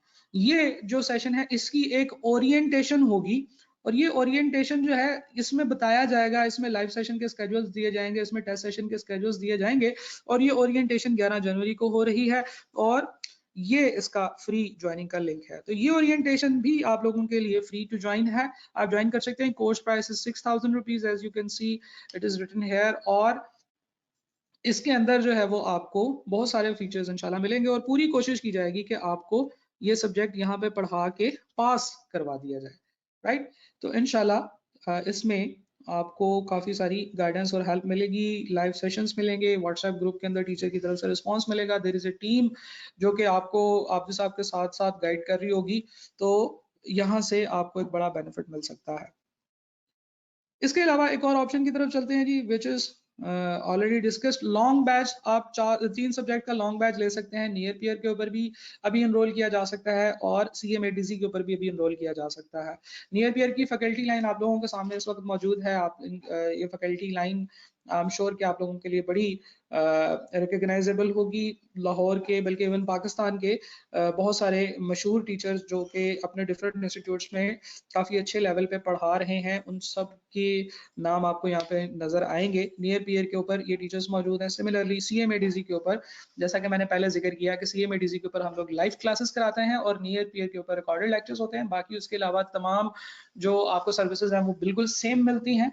तो कुछ लोग ऐसे होते हैं जो कि रिकॉर्डेड लेक्चर्स की तरफ जाना पसंद करते हैं, कुछ लाइव क्लासेस के लिए, तो आपको सेम फैकल्टी लाइन यहाँ पे नजर आ रही होगी। दोनों ऑप्शंस के अंदर आपको कॉन्टैक्ट नंबर दिए हुए, आप इन नंबर्स पे कॉन्टैक्ट करके दोबारा जो भी बात आप पूछना चाहें आप इनसे पूछ सकते हैं। सो समरी आप लोगों के सामने है। 4 डिफरेंट ऑप्शंस हैं। बिजनेस लॉ का लाइव बैच आप CMADC पे ले सकते हैं, सर शकील ताहिर साहब से पढ़ सकते हैं और उसके फीचर्स आपके सामने हैं और प्राइस भी आप लोगों को दी गई है। CMADC की क्लासेस के लिए ये आपने यहाँ पे कांटेक्ट करना है। तो अगर आपको ये इन्फॉर्मेशन चाहिए तो आप इसकी स्क्रीनशॉट लेकर इसको डाउनलोड कर सकते हैं, जिससे आपको ये पता चल जाएगा कि हर ऑप्शन के क्या फीचर्स हैं, ये कब से स्टार्ट हो रही है। ठीक है जी। एक चीज ध्यान में रखिएगा कि आतिफ आबिद साहब की जो ओरिएंटेशन है दैट इज ऑन 11th जनवरी और जो सर शकील ताहिर साहब की क्लास है that is starting from the 12th जनवरी। 1 से लेकर 2:30 बजे तक डेली क्लास हुआ करेगी। तो इनकी ओरिएंटेशन के लिंक्स भी आप लोगों के पास मौजूद हैं। रेलेवेंट लिंक्स ये आप लोगों के सामने आ गए हैं, नंबर्स और लिंक्स वगैरह दे दिए गए हैं। ये आप इस फाइल को डाउनलोड करके आप ये हासिल कर सकते हैं। अब चलते हैं आप लोगों के सवालों की तरफ। अब हम बात करते हैं कि आप लोगों के जहन में क्या चल रहा है और उन सवालों के आंसर्स क्या होने चाहिए। तो जो भी आपका सवाल है अब आप पूछ सकते हैं। मैं कोशिश करूंगा कि जहां से मैंने लास्ट टाइम जवाब दिए थे वहां से आगे आंसर्स देना शुरू करूं। तो मैं अब वो आंसर कर रहा हूं जो कि मुझे सवाल आया था 348 पे। तो अगर आपने 348 से पहले सवाल पूछा था और आपका वो आंसर नहीं हुआ तो आप उसको दोबारा कॉपी पेस्ट करके मुझे सेंड कर सकते हैं। एक स्टूडेंट कह रहे हैं कि सर अगर काफ़ी स्टूडेंट्स के मार्क्स बीसी में फुल हों तो आई कैप किस बेस पे मेरिट सर्टिफिकेट देगा? सब बच्चों को 100% मार्क्स पे जितने भी बच्चे हैं उन सबको मेरिट सर्टिफिकेट मिल जाएगा। अगर एक पेपर के अंदर 50 के 50 नंबर हैं 15 लोगों के, तो उन 15 के 15 को मेरिट सर्टिफिकेट मिलेगा। नेक्स्ट क्वेश्चन है जी सर हम इसके रिकॉर्डेड लेक्चर्स मिल जाएंगे? देखें रिकॉर्डेड लेक्चर्स तो मिल जाएंगे, लेकिन ये सेशन इसलिए लाइव किया जाता है ताकि आप लोगों को जो भी कंफ्यूजन है जो आपके माइंड में उसको हम फौरन से रिस्पॉन्ड करें। एक क्वेश्चन है सर अगर हमारा एएफसी क्लियर हो जाता है तो फिर हमें इंट्रो टू अकाउंटिंग और इंट्रो टू इकोनॉमिक्स के पेपर की एग्जाम्शन की फीस पे करनी होगी? जी नहीं, आपको कोई एग्जाम्शन की फीस भी पे नहीं करनी पड़ेगी और ना ही आपको एग्जाम्शंस का कोई सर्टिफिकेट मिलेगा कि जी ये लें ये आपके 2 पेपर एग्जाम्प्ट हो गए हैं। बस you will be considered PRC qualified और आप फिर कैप में अपीयर होना शुरू हो जाएं। इसकी कोई एग्जाम्शन फीस या कोई सर्टिफिकेट नहीं मिलेगा।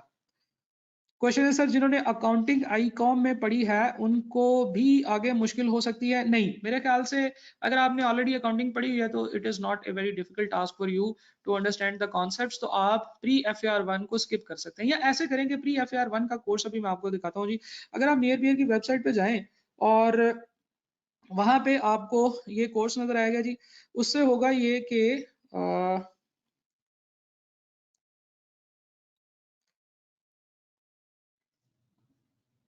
हम लोग नियर पियर की वेबसाइट पे चलते हैं। जब तक ये ओपन होती है मैं आपसे बाकी बात कर रहा हूँ। तो ये जो नियर पियर की वेबसाइट पे जो कोर्स पड़ा हुआ है इसके अंदर आपको नोट्स मिलेंगे। आपने वो नोट्स जो है उनको एक दफा देख लेना है। ये नियर पियर की वेबसाइट आप लोगों के सामने नजर आ रही है nearpeer.org/landing। यहाँ से आप सीए पे क्लिक करें तो यहाँ पे आपको सीए के कोर्सेज नजर आएंगे। सी के कोर्सेज में पहले पीआरसी के कोर्सेज हैं, फिर एएफसी के कोर्सेज हैं और फिर उसके बाद कैफ के कोर्सेज हैं। अभी करंटली जो है ये कोर्स ये प्री एफएआर 1 ये यहाँ पे आपको सर्च करना होगा। फ्री कोर्स अवेलेबल है for the students of AFC December 2021। आप इस पर क्लिक करें तो यहाँ पे आपको डिफरेंट टाइप के मॉड्यूल्स नजर आएंगे।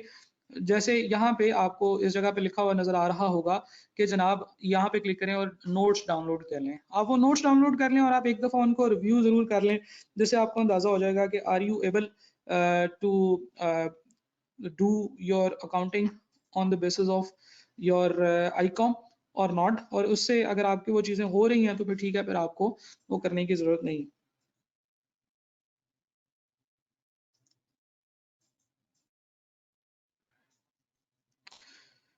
अगला सवाल है जी सर मैंने ए लेवल में अकाउंटिंग, अच्छा ये स्टूडेंट ही छोड़ के चले गए हैं तो इनके सवाल को डिस्कस करने की क्या जरूरत है? सर ऑप्शन 1 और ऑप्शन 2 के साथ साथ लेकर चल सकते हैं? जी नहीं, अगर आप बी लॉ का फास्ट ट्रैक ले रहे हैं तो फिर आपको मेरे ख्याल से अकाउंटिंग का जो प्री एफएआर 1 का जो अकाउंटिंग का कोर्स है वो नहीं लेना चाहिए। ठीक है, आप सिर्फ बी लॉ के ऊपर फोकस करें और बी लॉ को ही पास करने की कोशिश करें। इट इज़ वेरी इंपॉर्टेंट कि आपने अगर बी लॉ पढ़ा है तो उसको पास अपीयर करना है।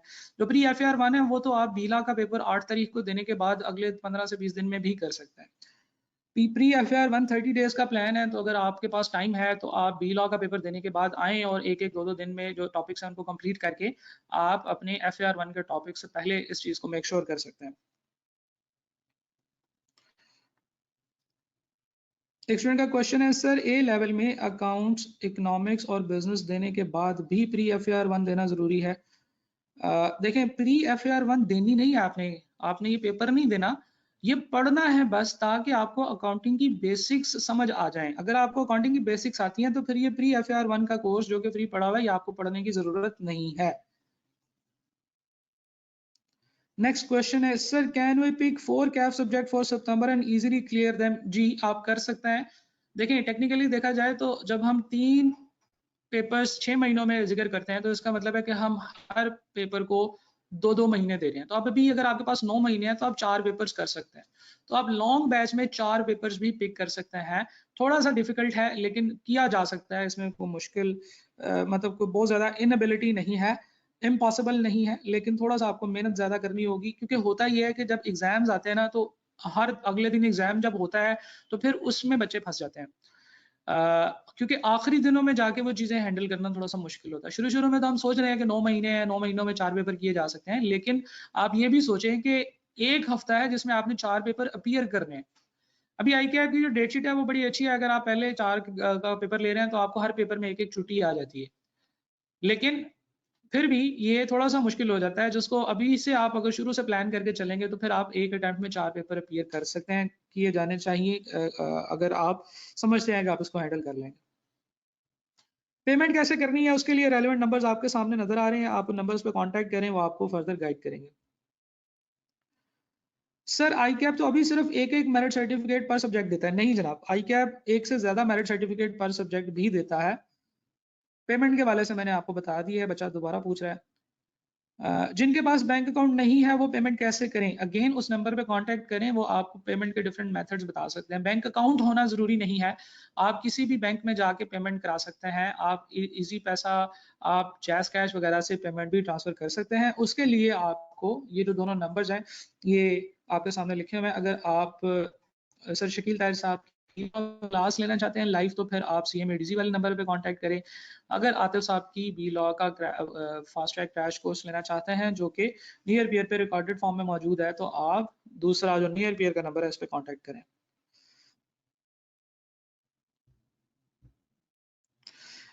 एक स्टूडेंट ने सवाल पूछे, बहरहाल थोड़ा सा बड़ा सवाल है और ये अभी शायद हमारे कंटेंट से रेलेवेंट भी नहीं है, लेकिन इसको डिस्कस कर लेते हैं। स्टूडेंट कह रहे हैं सर फर्म क्या काउंट करती है, आई मीन टोटल अटेम्प्ट्स या टोटल टाइम अटेम्प्ट पर पेपर? देखें टोटल टाइम कितना आपका लगा है। बहुत ही कम फर्म्स ऐसी हैं जो आपसे इस तरह से डाटा लेती हैं कि बताएं कि जी आपकी फलां पेपर में कितनी टाइम्स लगी हैं, फलां पेपर में कितनी टाइम्स लगी हैं।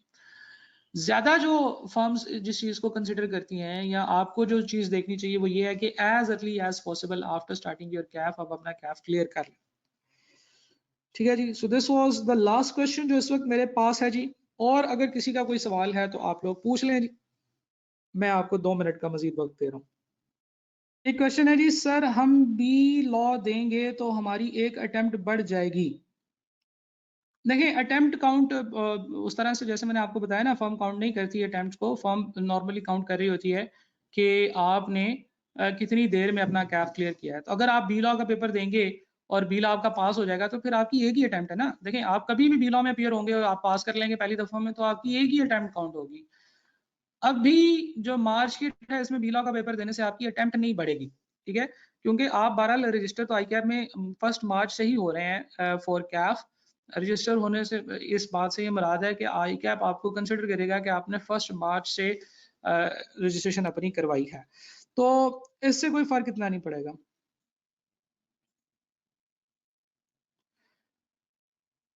सर ऑनलाइन स्टडी में पेपर के जब टेस्ट सेशन स्टार्ट होंगे तो हम कैसे खुद को तैयार कर सकेंगे कैफ के हिसाब से? देखिए, हमारा एक टेस्ट सेशन की पूरी एक वेबसाइट है जिसके ऊपर टेस्टिंग होती है। टेस्टिंग का तरीकाकार ये है कि आप लोगों को क्वेश्चन पेपर मिल जाता है। आप उस क्वेश्चन पेपर को अपने रजिस्टर के पेजेस के ऊपर सॉल्व करते हैं। उसको प्रॉपर जैसे एग्जाम में बैठ के आप साइट पे बैठेंगे अपने घर पे किसी कोने में या अपनी स्टडी टेबल पे और उस क्वेश्चन को सॉल्व करेंगे। फिर उसकी तस्वीरें लेकर अपलोड कर देंगे जो हमारे पास आ जाएँगी और हमारी जो एक्सपीरियंस टीम है जो पिछले 4-5 सालों से हमारे साथ रेलेवेंट सब्जेक्ट्स के टेस्ट चेक कर रही है, थाउज़ेंड्स ऑफ टेस्ट का उनका एक्सपीरियंस है, वो आपके टेस्ट को चेक करेंगे मैनुअली इलेक्ट्रॉनिकली और फिर उसके बाद आपको जब तस्वीरें वापस आएँगी तो उसके ऊपर डिफरेंट टीचर्स के जो पेन के निशान होते हैं वो लगे होंगे, जिससे आपको पता चल जाएगा कि यहाँ पे ये गलती है, यहाँ पे वो गलती है, so on and so forth. तो online testing is made easy, ये पॉसिबल है और हम लोग ऑनलाइन टेस्टिंग बड़ी देर से बच्चों की कर रहे हैं पिछले 3-4 अटेम्प्ट से। तो एक तो होता है ना एमसीक्यूज, जैसे आप लोगों ने एएफसी में एमसीक्यूज दिए हैं, ये एमसीक्यूज नहीं है लेकिन फिर भी this can be done online और इसके लिए हमने एक पूरा पोर्टल बनाया हुआ है और वो पोर्टल बड़ा खूबसूरत तरीके से बच्चों को फैसिलिटेट करता है। अच्छा जी, एक बच्चे ने पूछा है वही सवाल वो दोबारा कॉपी पेस्ट कर रहा है कि can we pick up the subject, क्या 4 सब्जेक्ट 4 पेपर ले सकते हैं? जी बिल्कुल, इसमें कोई मसला नहीं। सर रिकॉर्डेड लेक्चर जो नियर पियर पर हैं वो जितने मर्जी दिन में कंप्लीट कर ले या रोज के रोज ओपन होंगे? नहीं नहीं, वो सारा कंटेंट आपके पास अवेलेबल होगा और आप उसको जब मर्जी जितना मर्जी पढ़ सकते हैं। लेकिन आपको उसके साथ एक स्केड्यूल दे दिया जाएगा कि हमारे ख्याल से आपको इस ऑर्डर में और इतना इतना पढ़ना चाहिए ताकि आपको गाइडेंस मिल जाए कि टीचर क्या कहता है। एएफसी में टोटल कितनी अटेम्प्ट्स दे सकते हैं? एएफसी की अटेम्प्ट्स तो बच्चे खत्म हो गई ना, आप एएफसी की लास्ट अटेम्प्ट थी। हाँ, पीआरसी के अंदर ये रूल है कि आपने जब पीआरसी के लिए एनरोल करना है तो उसके बाद 18 महीनों के अंदर अंदर आपने पीआरसी के सारे पेपर पास करने हैं। तो अभी जो बच्चे जो पीआरसी में शिफ्ट हो जाएंगे उनके लिए 18 महीनों वाला रूल एप्लीकेबल होगा, यानी कि और पीआरसी के अंदर सबसे मजे की बात यह है कि वो हर महीने एग्जाम्स होते हैं। आप जिस मर्जी मंथ में आपको लगता है कि इस महीने में आप तैयारी अच्छी है, आप इस मंथ में अपीयर हो जाए, नहीं तो अगले महीने में अपीयर हो जाए। तो आई कैप हर महीने पीआरसी के एग्जाम्स लेता है और पीआरसी के पेपर्स को पास करने की लिमिट 18 महीने होती है। ठीक है जी। अच्छा, आप लोगों के सामने मैंने एक नंबर पेंसिल से लिखा है जो कि मेरा अपना पर्सनल मोबाइल नंबर है, और अगर आप लोगों को इस सेशन में मजीद किसी गाइडेंस की जरूरत है तो आप लोग इस नंबर पे व्हाट्सएप मैसेज कर सकते हैं। आप लोगों से रिक्वेस्ट है कि आप व्हाट्सएप मैसेज करें या वॉइस नोट सेंड कर दें, और जैसे ही मेरे पास टाइम निकलेगा मैं मैसेजेस देखकर आपको इस पर रिप्लाई कर दूंगा। लेकिन अगर आप मुझे कॉल्स करते रहेंगे तो कॉल्स शायद मैं पिक ना कर सकूं, क्योंकि डिफरेंट और एक्टिविटीज चल रही होती हैं, और अगर आप मुझे कॉल करेंगे तो वो definitely that will be A disturbance जो कि आपने क्रिएट किया है, तो उससे हो सकता है कि मैं आपको फौरन रिस्पॉन्ड ना कर सकूं। लेकिन अगर आप मुझे व्हाट्सएप मैसेज या वॉइस नोट सेंड कर दें तो मैं उसको सुनकर जब मेरे पास टाइम होगा मैं आपको as early as possible reply कर सकता हूँ। जी, आतिफ आदिल साहब के रिकॉर्डेड लेक्चर्स मौजूद हैं, उनकी वीक में एक लाइव क्लास हुआ करेगी। जो नियर पेयर का मॉडल है वो रिकॉर्डेड लेक्चर्स हैं plus 1 live session per week, इस तरह से होता है। सर, मार्च में बीला पास करने के बाद हम सितंबर में सीएमए और एफएआर1 साथ साथ पढ़े जा सकते हैं? जी बिल्कुल, बीला पास करने के बाद सितंबर में सीएमए, एफएआर1 और टैक्स आप 3 पेपर्स पढ़ेंगे मार्च में, अगर आपका बीला पास हो जाता है।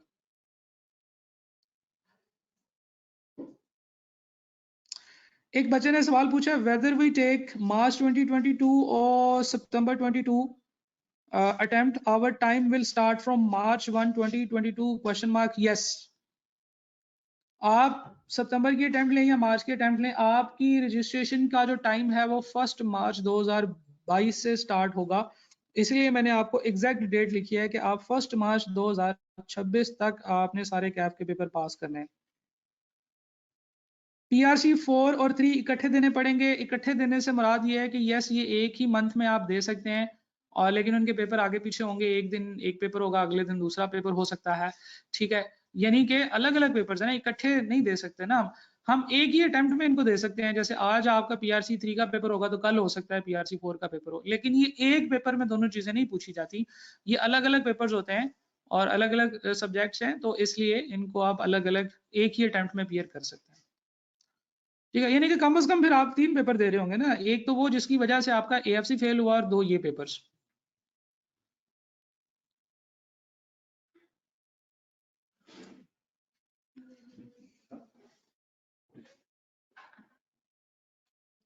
एक स्टूडेंट कह रहे हैं जी सर, फिर बीला पास करने के बाद एफएआर1 के लिए अकाउंटिंग का कॉन्सेप्ट तो नहीं होगा, तो फिर वो भी पढ़नी पड़ेगी 3 के साथ? जी बिल्कुल, इसीलिए मैंने कहा कि ये जो प्री एफएआर1 वाला है ये तो हर बच्चे के लिए रेलेवेंट है, हर बच्चे को ये पढ़ना चाहिए, पढ़ना पड़ेगा।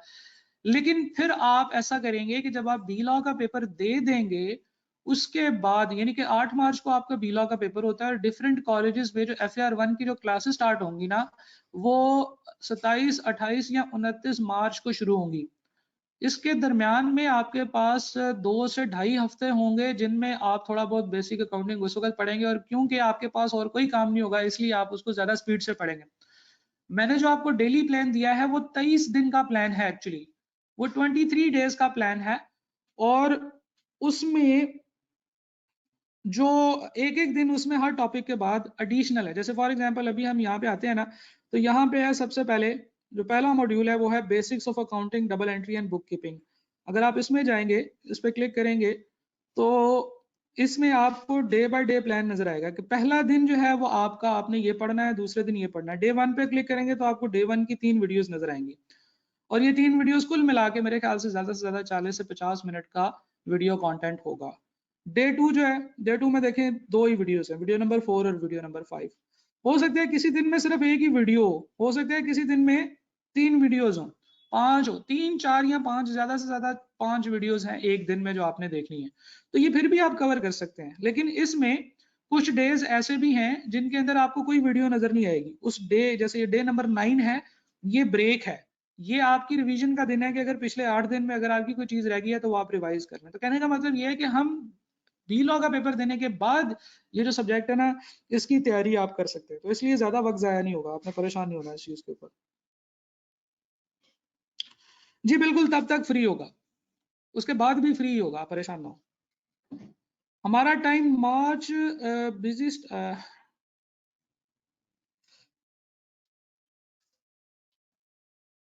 अच्छा, एक सवाल है स्टूडेंट का, हमारा टाइम मार्च से स्टार्ट होगा, इस बात से हमें कोई फायदा है? I mean special benefit. देखिए, इस वक्त आप लोगों का एक बेनिफिट तो इसमें ये है कि आप बिजनेस लॉ का पेपर अपीयर करके पास कर सकते हैं, लेकिन उसके लिए क्या चाहिए, बहुत ज्यादा मेहनत चाहिए, और अगर आप मेहनत नहीं करेंगे तो आपको कोई फायदा नहीं होगा।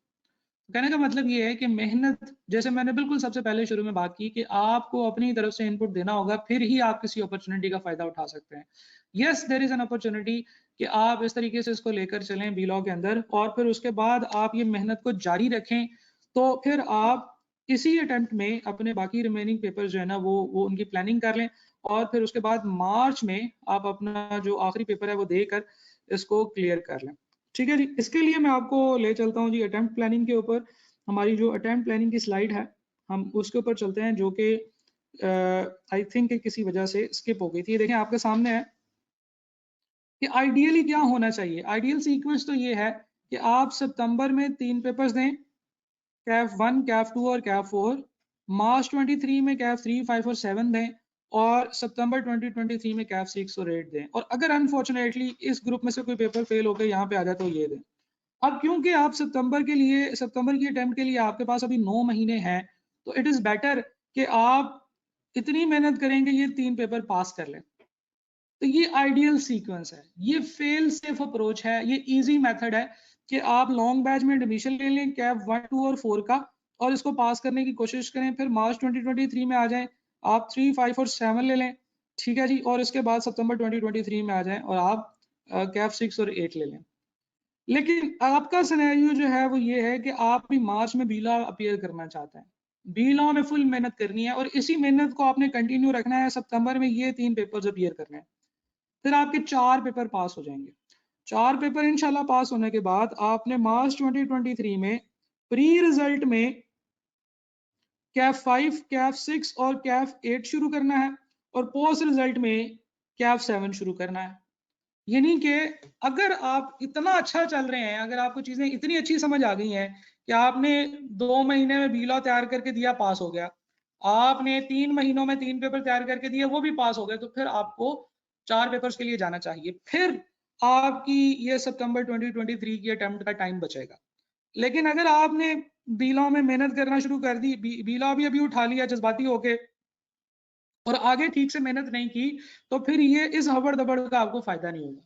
लेकिन इस जल्दी का आपको एक और फायदा हो सकता है, वो जरा गौर से सुनिएगा ताकि आपको समझ आए कि क्यों ये चीज जो है ये बेनिफिशियल है। वो ये है कि अगर फर्ज करें कि आप कैफ और बीला अपीयर करते हैं और पास कर जाते हैं, या अगर फेल भी हो जाते हैं, और दूसरी अटेम्प्ट में जो कि आपकी सितंबर 2022 की अटेम्प्ट है, उसमें आप कैफ 1, कैफ 2 और कैफ 3 दे रहे हैं, और अगर अनफॉर्चुनेटली ये फेल हो जाता है तो वो आप दोबारा इसके साथ मिलाकर दे देंगे, तो आपके अगले ग्रुप में प्रमोट होने के चांसेस ज्यादा हो जाते हैं।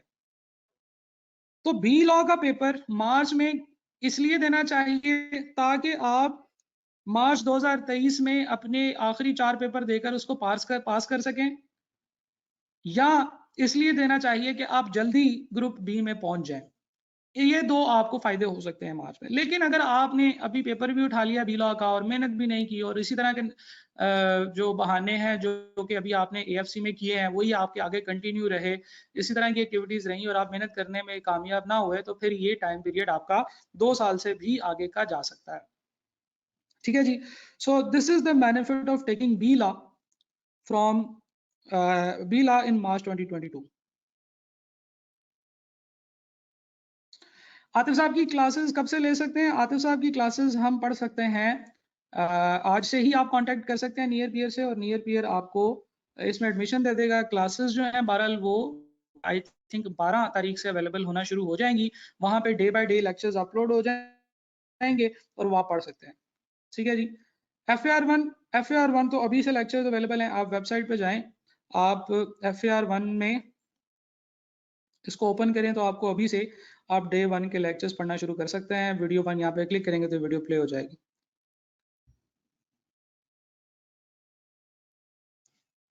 टैक्स का क्रैश कोर्स आएगा जी, बिल्कुल टैक्स का क्रैश कोर्स आएगा। टैक्स में हमारे पास एक बड़े ही मेहनती और बड़े चीते टीचर हैं सर फारूक हमजद, उनका कोर्स अवेलेबल होगा। लेकिन वो टैक्स क्योंकि आप लोगों के लिए रेलेवेंट नहीं है, और ये क्रैश कोर्स आएगा कैफ के स्टूडेंट्स के लिए जो कि इस वक्त कैफ में पढ़ रहे हैं, वो इंशाल्लाह उनके लिए हम लोग कैफ का टैक्स का क्रैश कोर्स ऑफर करेंगे। सर रिजल्ट आने से पहले तक प्री FAR1 कंप्लीट हो सकती है अगर अभी से स्टार्ट किए जाए। देखिए, अगर रिजल्ट आने से पहले तक प्री FAR1 आप पढ़ना चाहते हैं तो फिर रिजल्ट के बाद भी आप प्री FAR1 ही पढ़ेंगे, क्योंकि अगर आप लोगों ने बिजनेस लॉ का प्लान बनाया है तो एज अर्ली एज पॉसिबल आप बिजनेस लॉ को पढ़ना शुरू कर दें। जिस दिन आपका आखिरी पेपर हुआ है AFC का, उस दिन शाम को आके आपने बिजनेस लॉ पढ़ना शुरू कर देना है, क्योंकि वक्त कम है और मुकाबला बहुत सख्त है। ठीक है जी। और अगर आप मतलब रिजल्ट से पहले प्री FAR1 पढ़ना चाहते हैं और रिजल्ट के बाद ही ये सोचना चाहते हैं कि जी हम लोग उसी वक्त बिजनेस लॉ स्टार्ट करेंगे, तो उस वक्त तक काफी देर हो चुकी होगी। 5 दिन के लेक्चर्स आपके गुजर चुके होंगे प्री ये इसके अंदर बिजनेस लॉ के अंदर। ठीक है जी। और शकील तार साहब के केस में 6 दिन के लेक्चर्स गुजर चुके होंगे।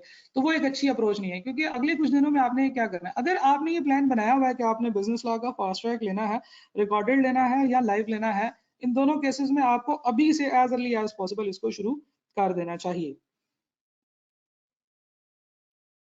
राइट, नेक्स्ट क्वेश्चन है जी, सर ऑलरेडी नियर बियर के AFC स्टूडेंट को फीस में कोई डिस्काउंट होगा?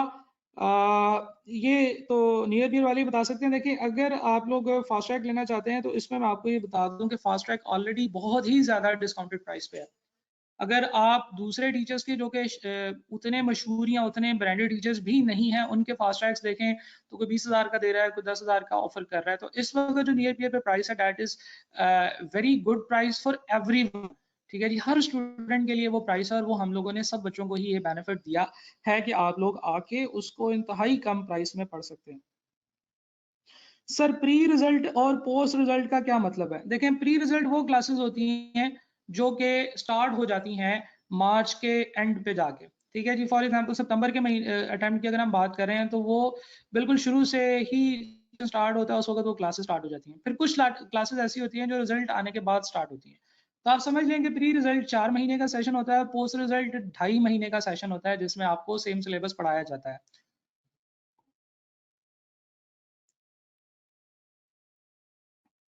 ठीक है जी। एक स्टूडेंट कह रहे हैं सर आपकी FAR1 की बुक कब आएगी? जब तक आप FAR1 में पहुंचेंगे इंशाल्लाह आपकी मेरी जो FAR1 बुक है वो आपका इस्तकबाल कर रही होगी। चलें जी, अब आप लोगों के सामने स्क्रीन पे मेरा नंबर दोबारा से आ रहा है। If you guys have any question, any further question, आप इस नंबर पे कांटेक्ट कर सकते हैं और इस नंबर पे मुझे व्हाट्सएप मैसेज कीजिएगा, मैं आपको रिप्लाई कर दूंगा।